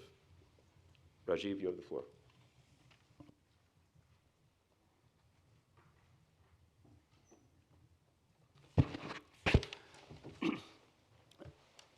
Thank you, Chair. Following the COP guidance, which requested the CTCN to provide capacity building supports to the NDEs, specifically on artificial intelligence with a specific focus on LDCs and SIDS, the CTCN Secretariat has come up with a plan for 2024 on a capacity building series for the NDEs. Looking at the resource constraints or the resource requirement, both human expert engagement and also the logistical support, what the CTCN Secretariat has planned to conduct these capacity building programs in conjunction with the regional NDE forums, which happens every year. The regional NDE forums is a platform or an occasion or an event wherein the nationally designated NDEs, nationally designated entities, the network members of the TEC and the CTCN Advisory Board are invited to this event, and our plan is to conduct this capacity building program on artificial intelligence in conjunction with the regional forums. Next slide, please. But before we started designing on the program, we started also undertaking an analysis of the various NDCs of the countries. And what we found out while we were doing an analysis of the NDCs, 32 non-Annex 1 countries have already some aspects of artificial intelligence targets in their NDCs. So there is a lot of interest. And even the Annex 1 countries, 25 of them have mentioned artificial intelligence or a high degree of digitalization in their NDCs. The objective of this capacity building program, next slide, please, is definitely to increase the knowledge of NDEs on AI-related technologies. What we also foresee is this would lead to the formation of NDE-led regional network of entities which would support artificial intelligence for climate actions. It would introduce the key players of AI for climate action in this network and provide a platform for discussion of all type of ethical AI technologies available for application and its impact on the 5 system transformation areas. We will use these capacity building programs to establish collaboration and partnerships, and this platform would be used to share the information on the work of the Technology Mechanism Initiative on AI for climate action. This program intends to cover the past, current, and future AI technologies, the system thinking for national AI policy instruments, and creating a regional network for societal shift and economic stability. Next slide, please. We have, on a preliminary basis, developed an agenda, but this is still work under progress. I mean, one of the topics which we would be covering is a kind of giving an overall perspective, a holistic approach on AI for climate action. Within these 2 days, we are also going to dive deep and dwell into various AI applications across the 5 system transformation areas, which is there in the program of work of the CTCN. Next slide, please. We are also going to focus on upcoming policies and new instruments which we are working on, specifically related to artificial intelligence and how or what policies, action, and system transformation actions needs to be taken by the national governments. This would also dwell on the capacity of the country on or the digital readiness of the country to accept the AI as a technology and what is required there, what are the various bottlenecks which needs to be overcome. And definitely this would lead to the development of a network, a regional network, which is also there in the work plan, which you have seen in the earlier presentation. These are the likely dates when we are going to organize, the program. As I said, we are planning to organize back-to-back or in conjunction with the ND Forum.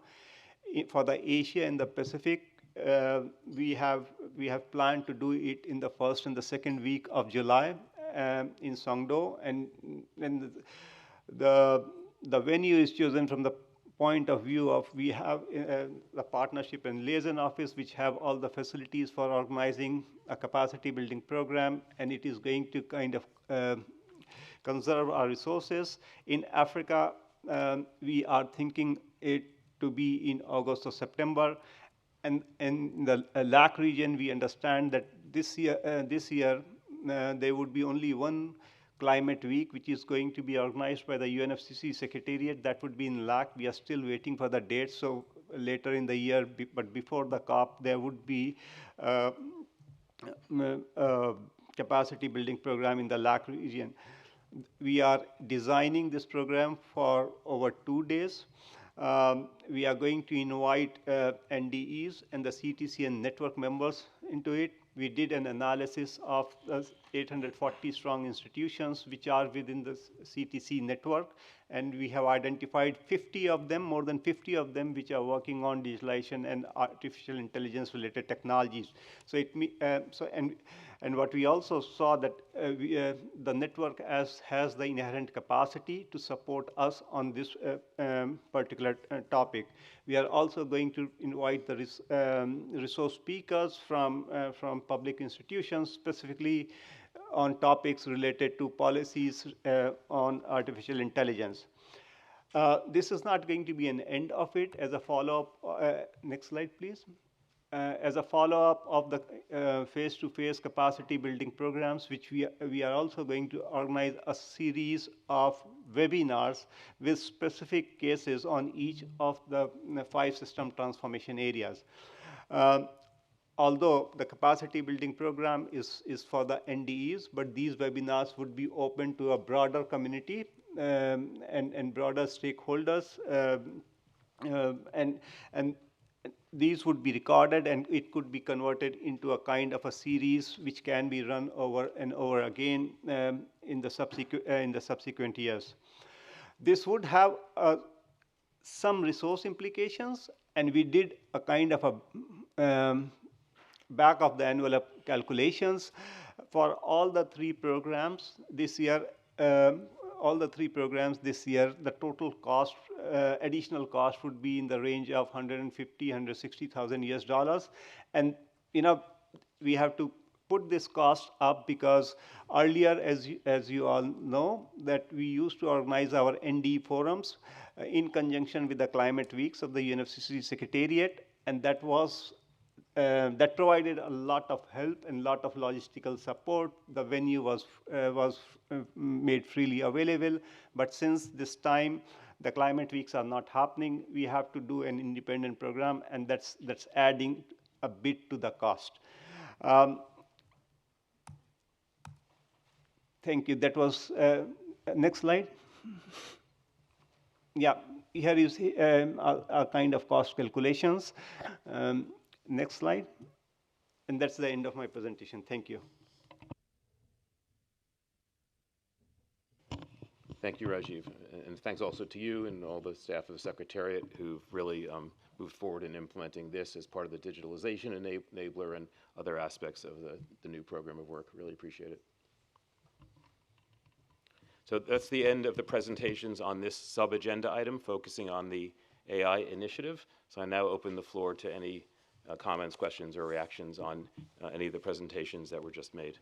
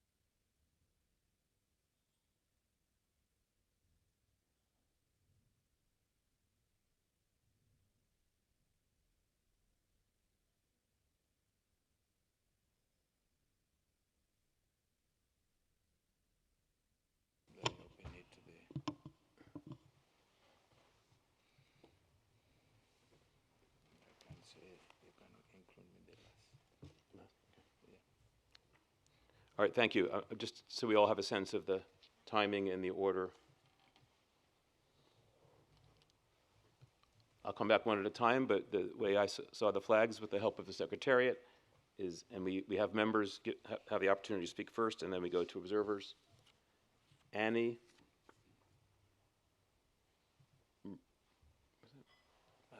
Yeah, sorry. Annie, Maria, Pedro, Ichiro, Justin, Valeria, Christopher, Fred, and Ketavan. Unless, okay?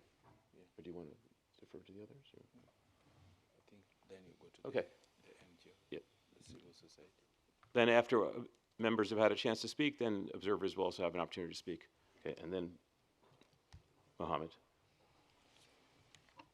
Okay. Annie, you have the floor. Thank you very much. Annie Préguer, I represent Canada. It's always an honor to be in a room with so many organizations and countries, and I'm very thankful to be here. Thank you. I'm going to be quick because I want everyone to have time. So I heard really loud and clear all the different ways that the speakers very gently noted the resource constraints around this important initiative. And it's a very closely linked issue, challenge, to the CTCN resourcing strategy, in my view. And so I would really like for our CTCN Advisory Board to look into that a little bit more, maybe next week when we talk, or later today. And I welcome the CTCN's use of social media to communicate the work that is being done under this initiative. There's a lot of really great activity already that can be spoken about in public, and it will attract more attention, more resources. And finally, I want to note with great appreciation Bill's mention that the YouTube training products are being made available in a multiplicity of languages, because if the tree falls and nobody can really hear it, it's not going to go far enough. And so thank you so much for looking into translation. It is a fundamental question in order for AI to be used to really accelerate all the things we need to do to address climate change within the technology mechanism. And so the amounts that are being quoted are not insubstantial, as we don't want to drain from other elements of the CTCN's work, but it's very achievable if we keep pushing forward in the resourcing initiative and making all the efforts that all of us can make in this respect. Thank you. Thank you, Annie. Maria, you have the floor. Thank you, esteemed Chair, Vice Chair, and colleagues. My name is Maria Aguilar. I'm the recently appointed Yongo AB representative. In regard to the AI for Climate Action work plan, Yongo wants to note the absence of reference to children and youth interest in relation to AI for climate action, and would like to request that work stream 2 and 3 of the work plan explores addressing the implications of AI usage for young users, the need for developing youth workforce skills, and the crucial role of youth in shaping a secure and inclusive digital society. It is also very important to note that from the 2021-2023 Youth Innovation Labs, 50% of the winning solutions were digital technologies. So we see that this represents an opportunity for articulation between activities and to explore the inclusion of AI as a key thematic priority for the upcoming 2024-2025 Youth Innovation Labs. This will support in identifying innovative applications of AI and youth engagement in the agenda. And finally, the constituency expresses interest to join the Work Plan Joint Task Force. We acknowledge that this opportunity might have passed, but we want to support the development of activities and can further enhance the understanding of the potential of AI for climate action and its impacts on youth. Thank you.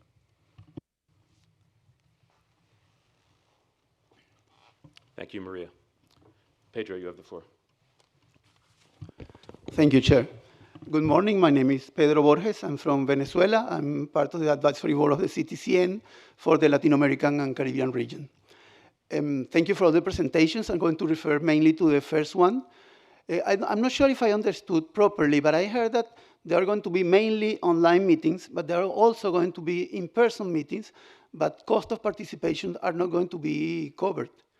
If that's the case, then that will clearly hinder the participation of non-Annex 1 countries, so I would like a clarification on that. My second point is that I suppose that you are all aware that artificial intelligence is not just a technological issue, it has huge social, economical, and even political implications. So I think it's very important that in this working advisory group and in all the initiatives, the gender, Yongo, and indigenous constituencies are included. Thank you. Thank you, Pedro. Ichiro, you have the floor. Thank you, Chair. I have a comment on the excuse me. I have a comment on the draft work plan. As Annie noted, the resource constraint is a very concerning issue. This is a very fast-growing area and attracts much attention and creating a lot of opportunity. So it will be very unfortunate if we cannot implement activities because of lack of resources. So I would like to suggest TEC and CTCN might consider giving priority of resource mobilization efforts for the implementation of the work plan for AI. Thank you.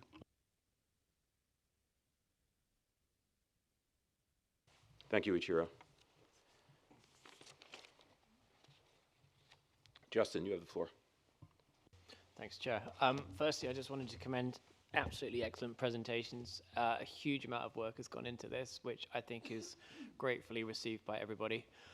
Specifically building on this issue of trying to find ways to access resources, I would just note that next month the UN Science, Technology and Innovation Forum for the SDGs is being held. I believe it's the 9th and 10th of May. The reason I mention that is there's an entire day on AI and digital, and one of the cross-cutting themes is actually climate change. When we get to September, we also see the UN General Assembly with a huge focus on finance and also on a digital compact and on a summit for the future, which again will cover the same topic. So I think there are milestones or activities that we can then sync and link into that can help address some of these challenges that we face, because I think by raising awareness, we're going to find that resources will follow. Just as a very concrete example of that, we were very fortunate that Erwin and Rajiv were able to support an event that the United States Council for International Business hosted a few weeks ago. The response from the membership base, which represents 1/3 of the Fortune 500, was overwhelming. There were two questions that people had in their minds. how do we help and what do we do? So I think the interest is there. I think it's incumbent on us to try and find ways of actually communicating this out. Particularly, I think the other key thing that's really come across, and credit to everyone who's been involved in this is an enabler of CTCN's broader portfolio of work. It is about AI and digital, but it's not just that. I think it's a way of actually enhancing everything that we do, but obviously we need to take into account particularly the points that have been raised by my fellow members of the board. Thank you very much, Justin. Valeria, you have the floor. Thank you, Chair. We welcome the willingness of the technology mechanism to understand how artificial intelligence can serve climate action and recognize that there is indeed great potential, but also great risk for humanity.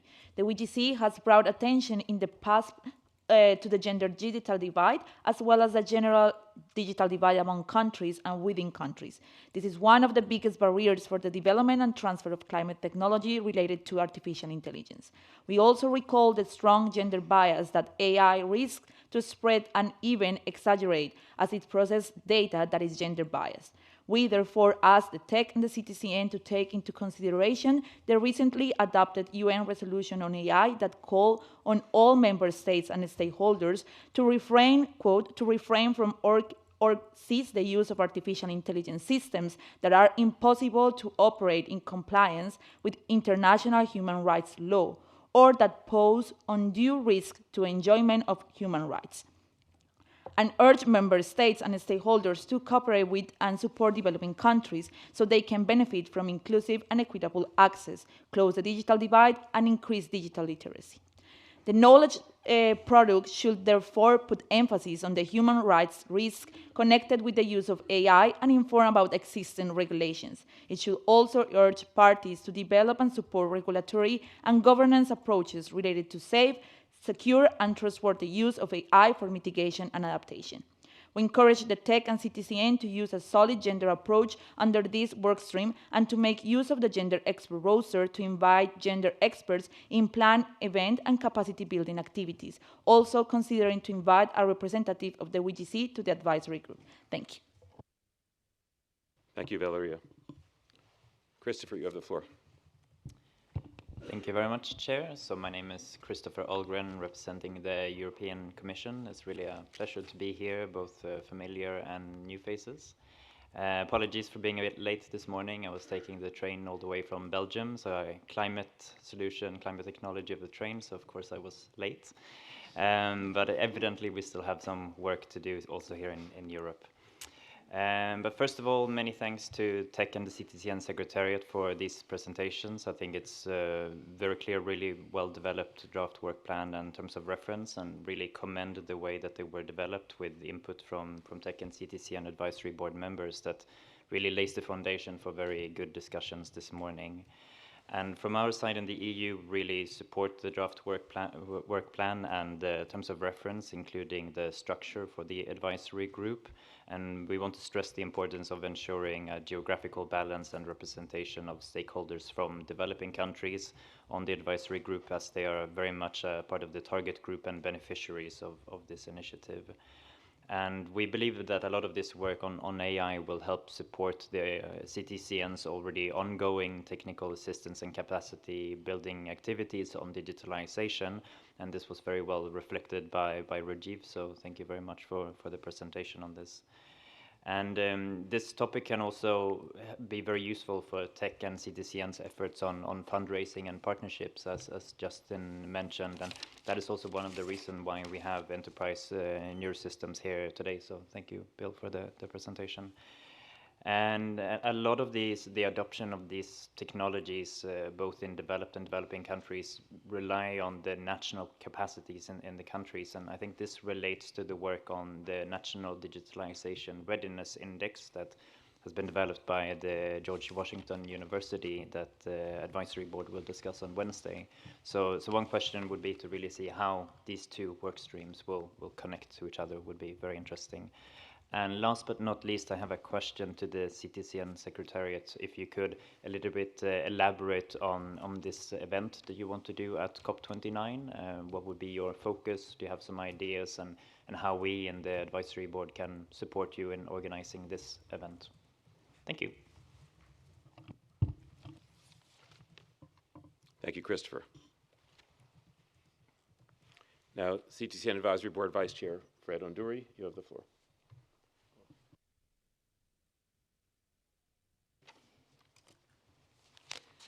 Thank you, Chair.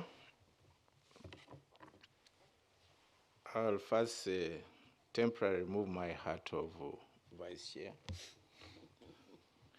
and speak as a potential beneficiary of the AI initiative. Just as a precursor, I would like to emphasize that AI is very important as a climate technology that can help us address the technology needs of developing countries, including Uganda, LDCs, and seeds. When you look at the work plan, I think the work plan is fine. When you look at the program as presented by Rajiv, it's okay. We cherish the partnership with all specialized AI institutions because they bring on board ways of improving deliveries of the requisite technologies to developing countries. We really support collaboration with these institutions. We also know very well the various challenges and risks associated with AI. And when you look at the work plan, I think it should really be focused on addressing, one, awareness creation. The level of AI knowledge among the developing countries, especially seeds and LDCs, are very different, such that if they have to get a buy-in in this technology, they need to understand clearly what AI is, the value addition AI is bringing to relieve them from the stress of climate change. They should also know the related costs of AI and affordability, the maintenance costs, like energy consumption, in case of some errors along the way, how do they correct these errors? And the introduction of AI should have the element of sustainability, because I don't want a AI business institution to come, place the AI in our countries, and after 5 years, no more, and yet we still need. So how do we sustain this AI to really sustain also the value addition of this AI? Then, when we talk of AI, we should also consider that the TEC and the CTCN were put in place to ensure that implementation element of technology is taken care of. TEC providing the guidelines, the policy, meanwhile the CTCN concentrates on the implementation. These were well-negotiated mechanism and agreed on. So when we are talking of AI, we should treat it as integral part of the requisite technologies by developing countries, not a stand-alone. It should be like any technology. And the priorities of countries may vary, whereby countries may not take AI as #1 technology needs. So we should not take AI as a sort of a paramount chief of technology, but should be just like any other technology, and countries may choose to prioritize it in case of needs. So having said that, I would like to specifically state the following. We need to treat AI as an integral part of requisite climate technologies. It should not be independent. And we all know that we are emphasizing that AI should facilitate the implementation of TNA outcomes. It should also be facilitating the implementation of the joint work program of the TEC and the CTCN. How this one is done should be the preoccupation of the work plan. How do we make this doable? And the implementation should use the existing institutions. We have the TEC, we have the CTCN. How do we integrate AI in the existing work program, the joint work program of the TEC and the CTCN? I am not happy with the methodology that is being introduced. And if I'm not happy, it doesn't mean other people are not happy. Other people may think the method is okay, but the institution of the advisory board, the UNFCCC process has indicated to us that when you initiate the establishment of an institution, the implementation, operationalization may take place after even 3 years. So when we talk of the advisory board, is it a necessity? How is it going to work with the TEC? How is it going to work with the CTCN? And this advisory board is accountable to what? To who? And how are you again going to talk about the representation to this advisory board? What about the advisory board where I am the vice chair? How is it going to coordinate with this advisory board? Isn't it a duplication? Why don't we use the existing institution? Then we have these partners joining the institution where, appropriately, like we have the enterprise neural system. If they can become members of the network and come with the knowledge and skills of AIA, then they are called upon to deliberate when and where necessary on issues related to AI. Do we really need to come up with this advisory board? I think I would suggest that let's instead strengthen the collaboration and partnership with the AI institutions using the existing sort of arrangement, institutional arrangement, and we forget about the advisory board that is being proposed here, because it's going to cause a lot of time wasting, remove the time resources and even other resources, discussion and the implementation, establishment and implementation. So I would think we could find other alternative ways of strengthening collaboration with the enterprise neural system, with the AI global hub, whichever sort of institution is there to support the work of the TEC and the CTCN through the AI arrangement. I think that one is welcome.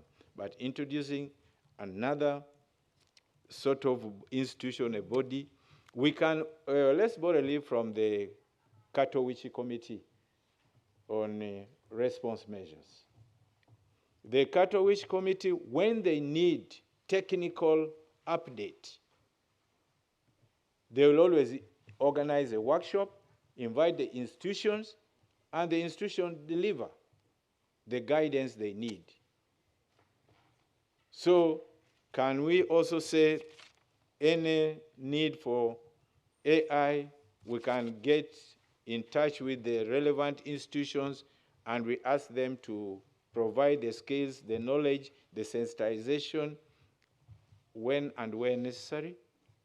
So for the time being, I think we also need to emphasize on AI coming with the resources. And this is very important. The LDCs which I represent in the advisory board, may not be in position to afford some of these expensive AI, even to maintain them. So when we talk of AI as a new kid on the block, can we be assured that the resources for implementation of this work plan is already earmarked, is already identified, it is somewhere waiting only for the approval of the work plan, and it is up in the running? Then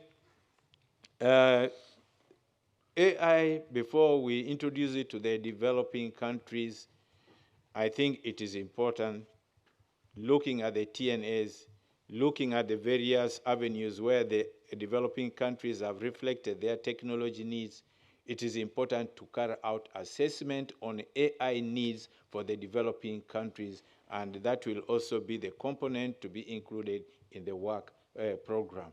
If we have to go systematically to integrate AI and use it effectively in delivery of the technology needs of developing countries. Thank you so much.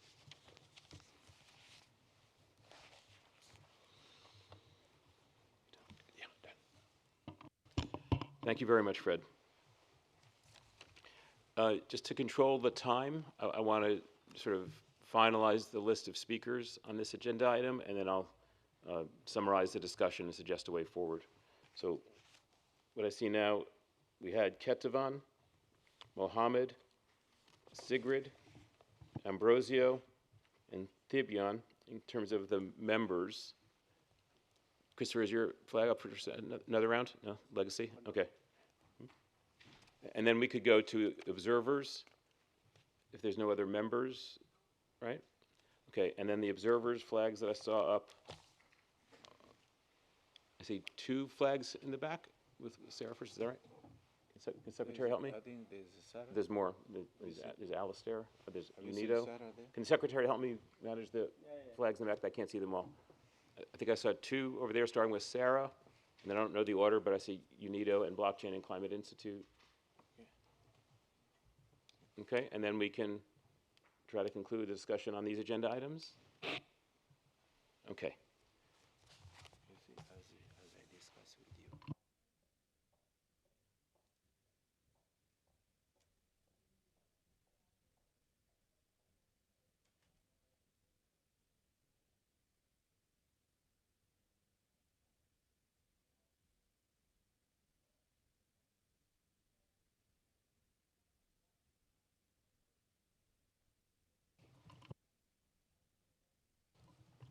Ketavan, you have the floor. Hello, everyone. Thank you for the presentation. So I'm Ketavan from Georgia. I represent non-Annex 1 countries, not Eastern Partnership, Eastern Europe. So I was involved in the TNA preparation in Georgia, so accordingly, Technology Action Plan.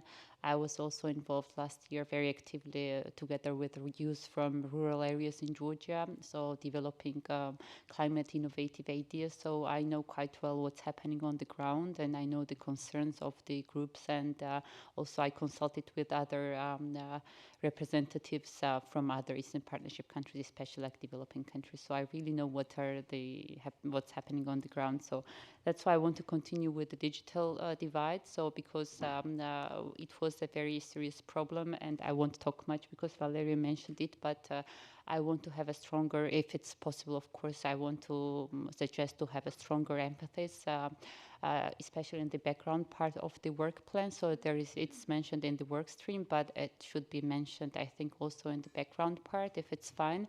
Also, another important thing is like when we talk about AI technologies and when we talk about like deployment of AI technologies, I think it's important this transition or this deployment to be just.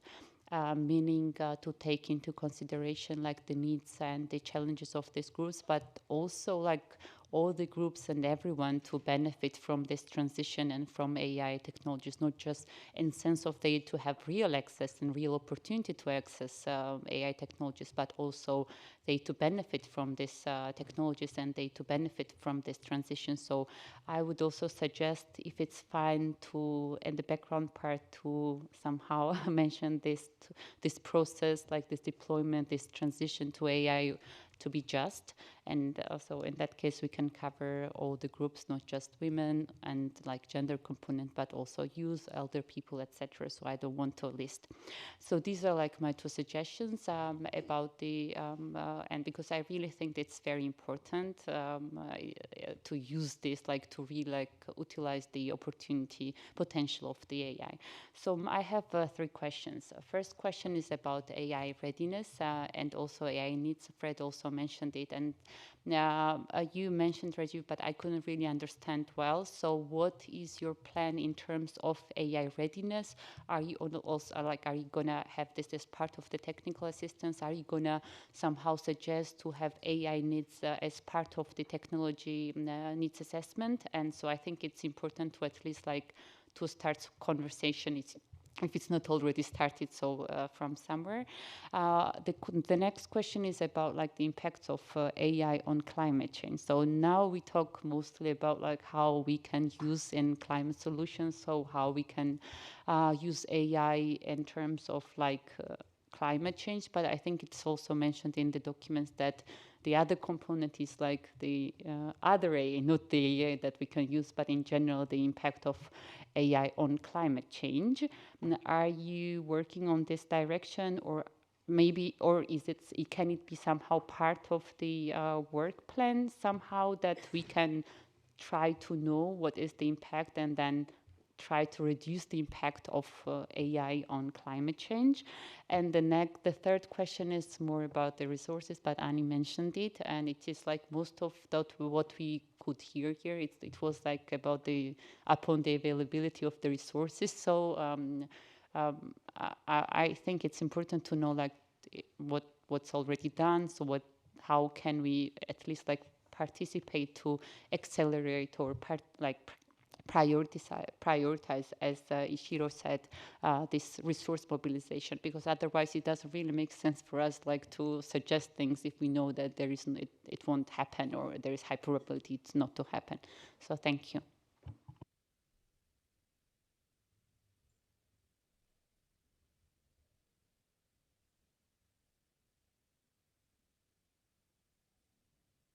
Thank you very much, Ketavan. Mohammed is next. You have the floor.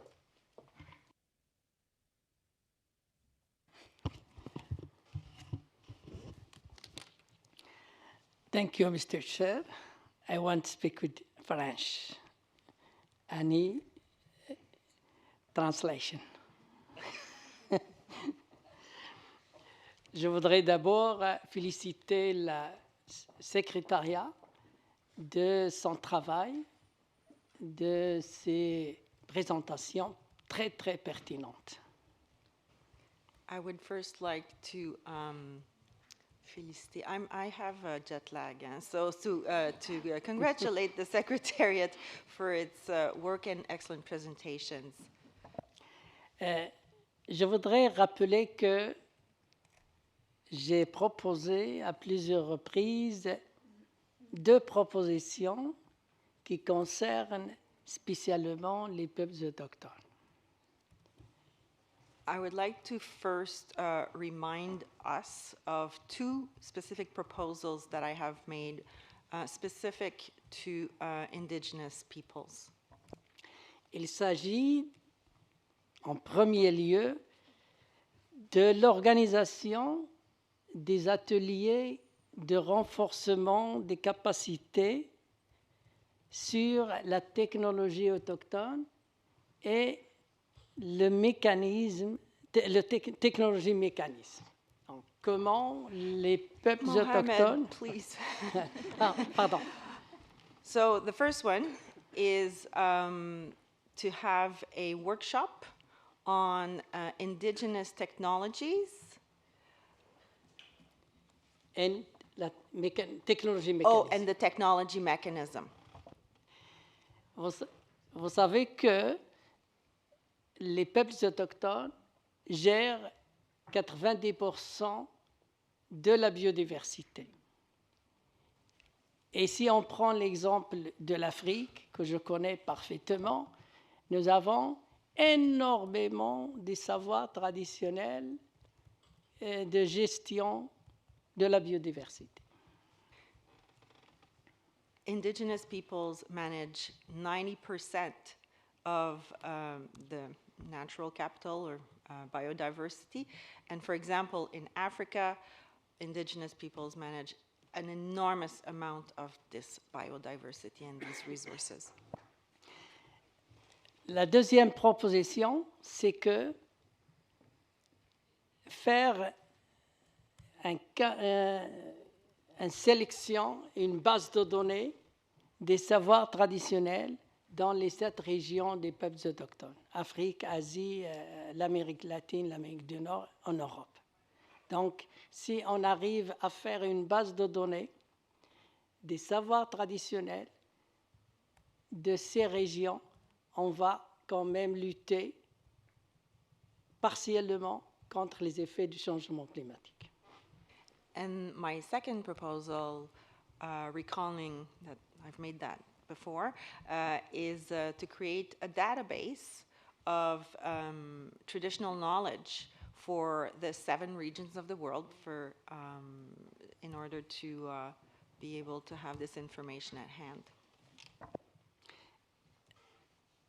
Je ne vous cache pas que dans ma mission en tant que représentant des peuples autochtones, je n'arrive pas à dire beaucoup de choses chaque année dans la COP, parce que je ne vois pas que la CTCN et TEC donnent beaucoup d'importance aux peuples autochtones. I have trouble finding a space to speak as the representative of indigenous peoples every year in the COP, and I don't see a lot of emphasis being provided within the TEC and the CTCN in the matters or in the ways to engage indigenous peoples. Donc, dernier point, je rappelle, je vous demande de faire quelque chose pour les peuples autochtones. Les sages des peuples autochtones partout dans le monde demandent une seule chose, c'est de leur donner de l'importance. So my plea, my message is to give importance, and the elders from indigenous communities, indigenous peoples from around the world have this plea, is to give importance to their knowledge. Yes. No one behind. Thank you very much.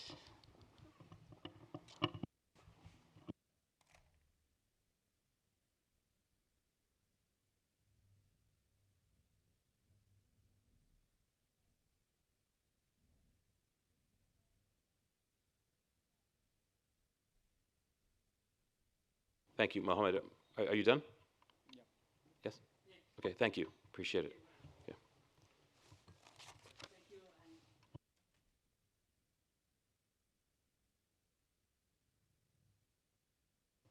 Sigrid, you have the floor. Thank you very much. I hope you can hear me and see me. And good morning to colleagues, or perhaps good day now. I'm Sigrid Persson from Sweden. Very sorry not to be there in person with you, joining you from Stockholm, but I look forward to seeing the CTC and AB members on Monday when I arrive. But a big thanks to the Secretariat for all their work on this initiative, of course. I'll be brief. Regarding the availability of resources for this initiative, I'd like to echo colleagues that resource mobilization definitely needs to be a priority. However, regarding human resources, I think it's important to recognize the limited resources of the secretariats, and important to make sure that these human resources aren't stretched too thinly or diverted from other important work. I noted para 9 on page 2 in the draft work plan, saying that there's even difficulty to find the resources to finalize this work plan. I was wondering if there's perhaps a clarification from the Secretariat if there are human resources to finalize this work plan. And otherwise, if there are any other proposals for how to assure that there is sufficient human resources for the initiative. Thank you.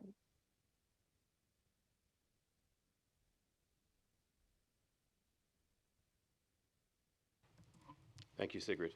Ambrosio, you have the floor. Thank you very much for the floor, Mr. Chair. This might take us a bit off topic, but I think it's important that we address the comments made by our colleague Mohamed. During the COP, the TEC actually, so not the whole technology mechanism, has an activity group that's represented in the TEC by me and Stephen Bimnas that works with the LCIPP, so the Rural Communities and Indigenous People Platform.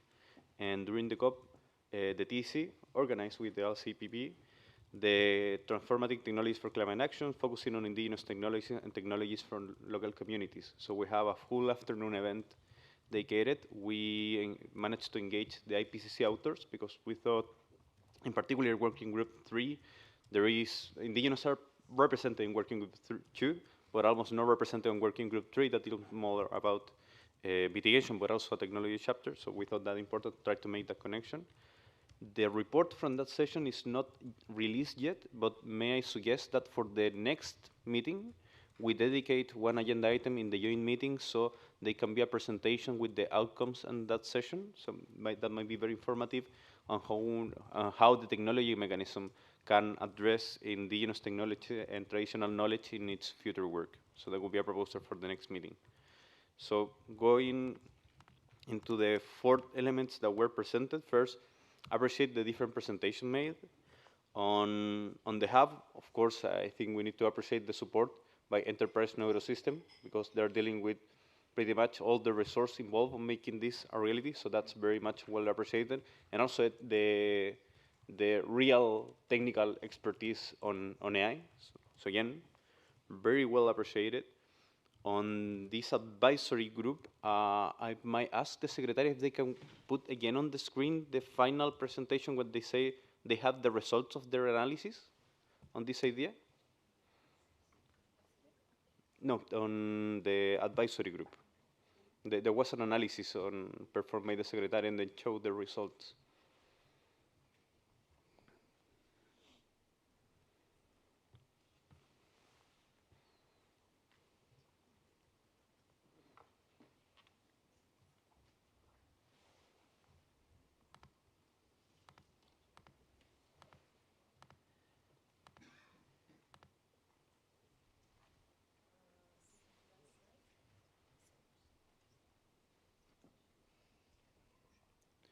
Perfect.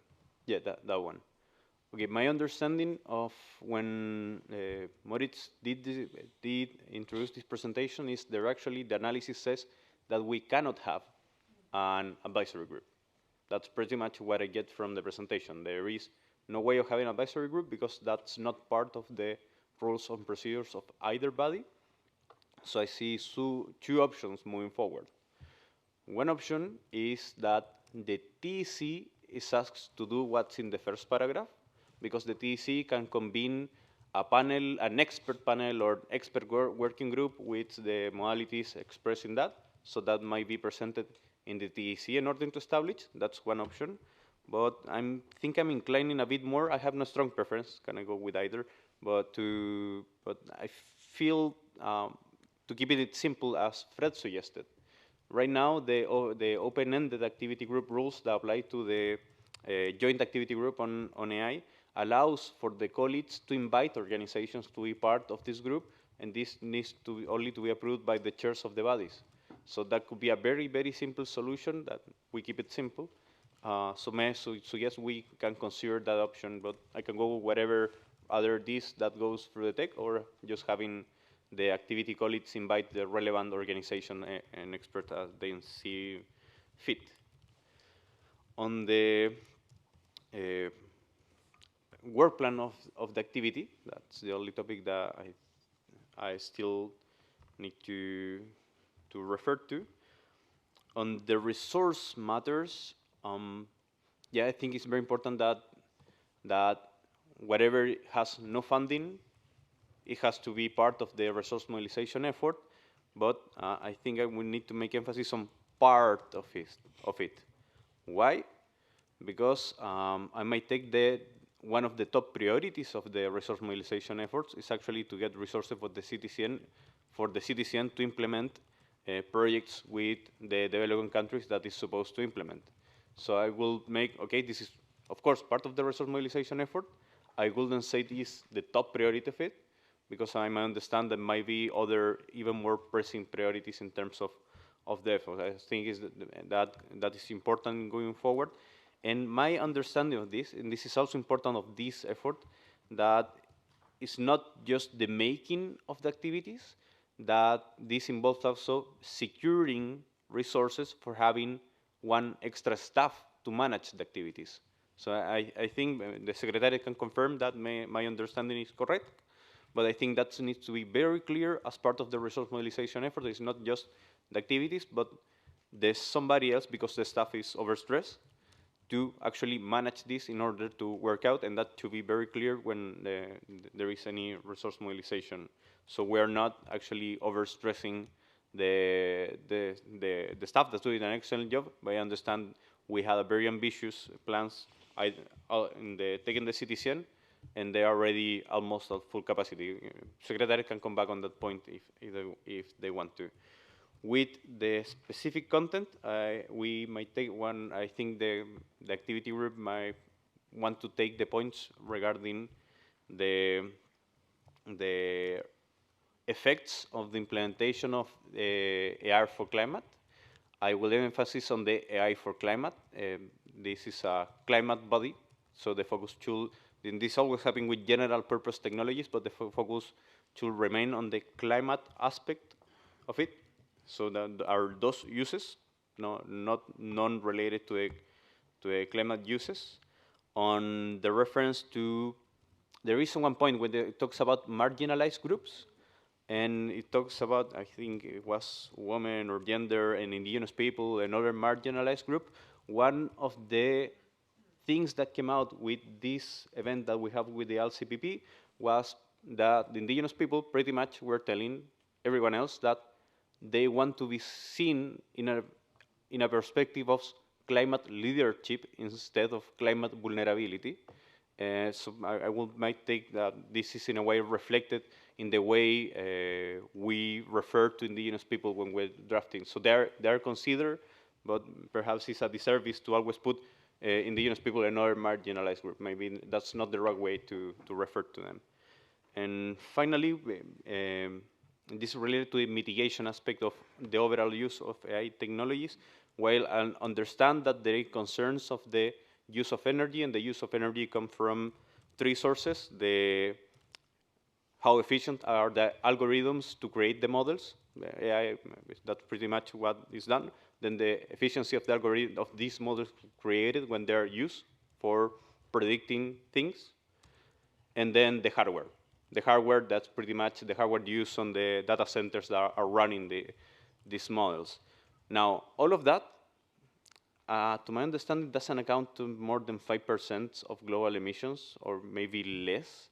So I will not think it can be mentioned, but thinking on mitigation priorities, that's very, very smaller than other mitigation priorities that one might be more worthwhile. For example, the work on industry of the TEC that's focusing on 34% of all emissions, considering direct and indirect, or the work on energy, that's pretty much everything else, or the work even in forestry and reforestation, that's pretty much almost all the work capacity to capturing back carbon. So I think we also have to be mindful of where we have our priorities, because seems like important, but when you look at the numbers, we can use your time, and when we talk about mitigation, there are much more other important topics on the mitigation part. We can mention that, of course. Thanks.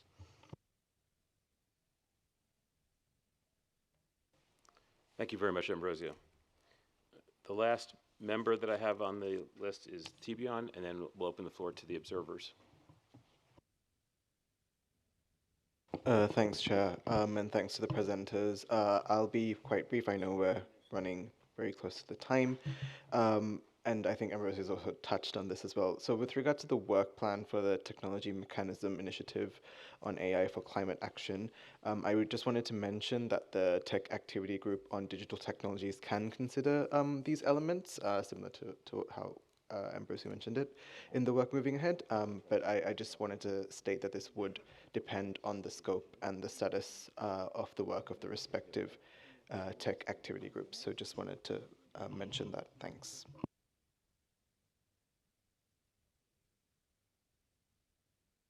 Thank you, Tivian. I'm sorry, I need to consult with co-chairs and the secretary in a minute on how to handle timing, because we really have to, I think, stick to our 30-minute lunch in 5 minutes, and I'm not sure we'll have time for observer comments and concluding this discussion. So give me a second to consider how to handle the rest of our timing.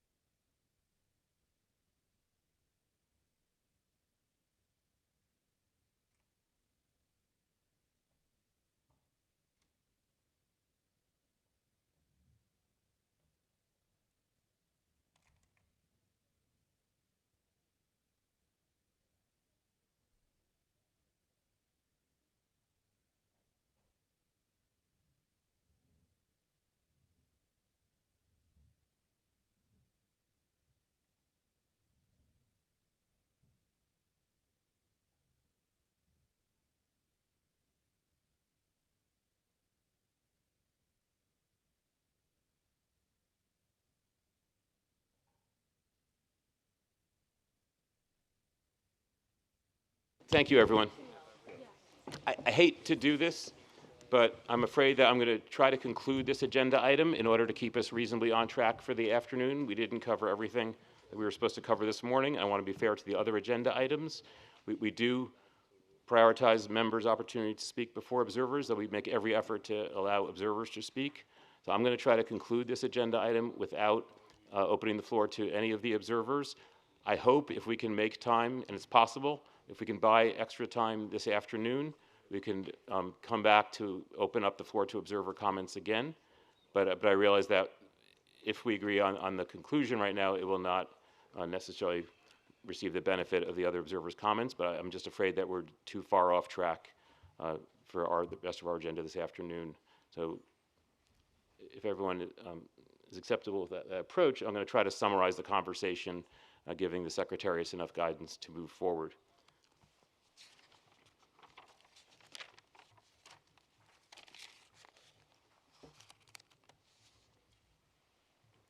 So we heard both concerns about the availability of resources, but also, I would say, optimism that this work, including the work plan, will actually not only should be a part of our ongoing resource efforts, but actually offer potential for enhancing our resource mobilization efforts. We understand that there is not funding in place for all the activities described in this work plan.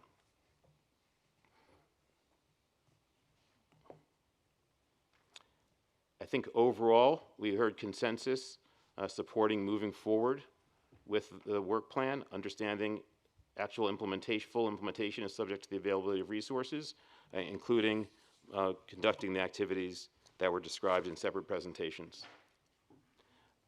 The one item on the work plan for which I did not hear what I would call consensus was regarding the establishment of a new advisory group. So I propose that we drop the advisory group from the work plan and that we ask the Joint Task Force to consider whether or not there is a way to move forward with something along the lines of what we were trying to achieve with the advisory group. But for now, putting that on hold, removing it from the work plan, knowing that the TEC and/or CTCN might come back wanting to work with some kind of expert group or something along the lines of an advisory group. But it appeared that there were substantial concerns about that advisory group, and I think at least I heard 2 members sort of clearly objecting to moving forward with the advisory group. That will reduce the overall cost of the activities under this work plan. It was a relatively, potentially elaborate element of the work plan, both in terms of the management burden from the Secretariat as well as the direct activities. But that said, it's still not clear that we have full funding for all the activities described in the work plan, and we understand that. There were several other, I would say, more specific comments that I believe can be incorporated to the work in the work plan and can be carried forward through the joint activity group.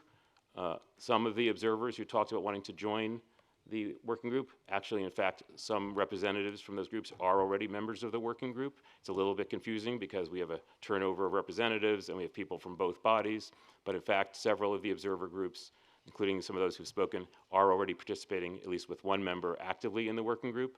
But these working groups are quite open, so any members who want to join the working group are welcome, and we'll work that out.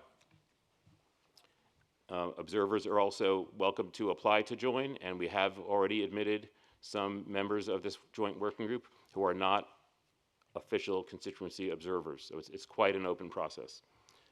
Other comments, I think, will be and can be taken into account by the Secretariat moving forward in the implementation of these activities.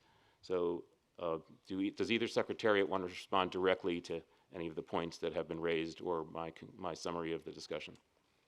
The others can submit their proposals to the Secretariat.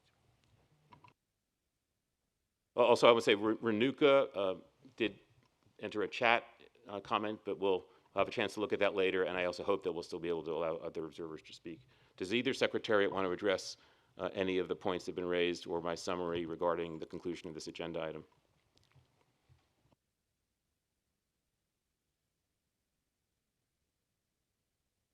I think with that understanding, we have a way forward in terms of agreeing to conduct this initiative under the work plan that we've just discussed. I expect it would be a somewhat living document, depending on the procedures of the TEC and CTCN working through the joint activity group going forward. Like both work plans for both bodies, I think we can consider it a living document, but I think it's important that we can come out of this meeting saying that, we have agreed to a work program that guides this initiative moving forward, understanding it's subject to change and it's subject to the availability of resources. What does Mohammed say? And let me just also say, Mohammed, what I heard most, in terms of new activities, what I heard most substantially were the proposals from Mohammed regarding new activities focusing on indigenous knowledge. My sense is that there's so much concern about the availability of resources, and I didn't hear enough support for those specific activities to feel like we can agree to add them to the work plan today. But I think they should be well noted along with the other comments, taken in consideration by the joint task force. And let's see, coming back to our next meeting in 6 months, whether we have a proposal that would allow us to add these and perhaps other new activities to the work program. Ambrosio, you have the floor. Sorry, my understanding of the comment of Mohammed was more broad, not specifically to the activity, but much more broad in terms of what he expects for the advisory board to do. Please say to tell me so my understanding is wrong. So that's the reason I propose that we have this agenda item in the next session, so the result of the LCPP, the dialogue into technology, can be presented, and then maybe the members can decide on start doing some work. Is that right? Yeah, that understanding was correct. I think we can do that. What I was saying is I think some of the comments can be incorporated into the work that we're agreeing to in this work plan, but I heard a specific proposal for a new workshop, and I heard a specific proposal for a new database, and I don't think we're ready to agree now to add those to the work plan, but we'll consider them going forward. Is that okay, Ambrosio and Mohammed? Any objections to that approach to Mohammed's proposals? Annie, did you want to maybe help translate for Mohammed? No, super fast. Just very prosaically, the women's constituency and the indigenous constituency made comments that maybe not necessarily regarding the TEC-CTCN, but maybe just simply talking with Bill also at some point today to see about connection with within the hub. There is a lot of opportunity to make sure that the constituencies are part of, baked into the work here. Thanks. Okay, thank you. I think we have now a consensus to conclude on this agenda item, and we can ask both secretariats to work with both bodies and the joint task force to pursue the implementation of the joint work of the AI initiative work program, including pursuing appropriate efforts at resource mobilization and partnerships in the context of the broader resource mobilization and partnerships in support of the whole joint work program. All right, thank you for everyone's engagement in this very substantive and thoughtful discussion. We're now going to break for lunch. You must buy your ticket for the UN canteen in the back of the room, and then you go to the main cafeteria to get your food, and today people can eat in the canteen area. Does that mean the other area where we were eating is not available today? So today people must eat in the canteen area if you're eating here for lunch, okay? And so we're gonna, I guess we still need to come back at 1:45, or can we add a little time? Can we say, 2 o'clock. I think we can say we come back at 2. Is that all right? Or that's more than half an hour, is that right? All right, we'll start, I know I have no credibility on timing, but if you'll still work with me and trust me a little bit, can we come back to start promptly at 2 o'clock? Okay, I think we'll be on track. So starting at 2 o'clock for the afternoon session. Thank you, everyone.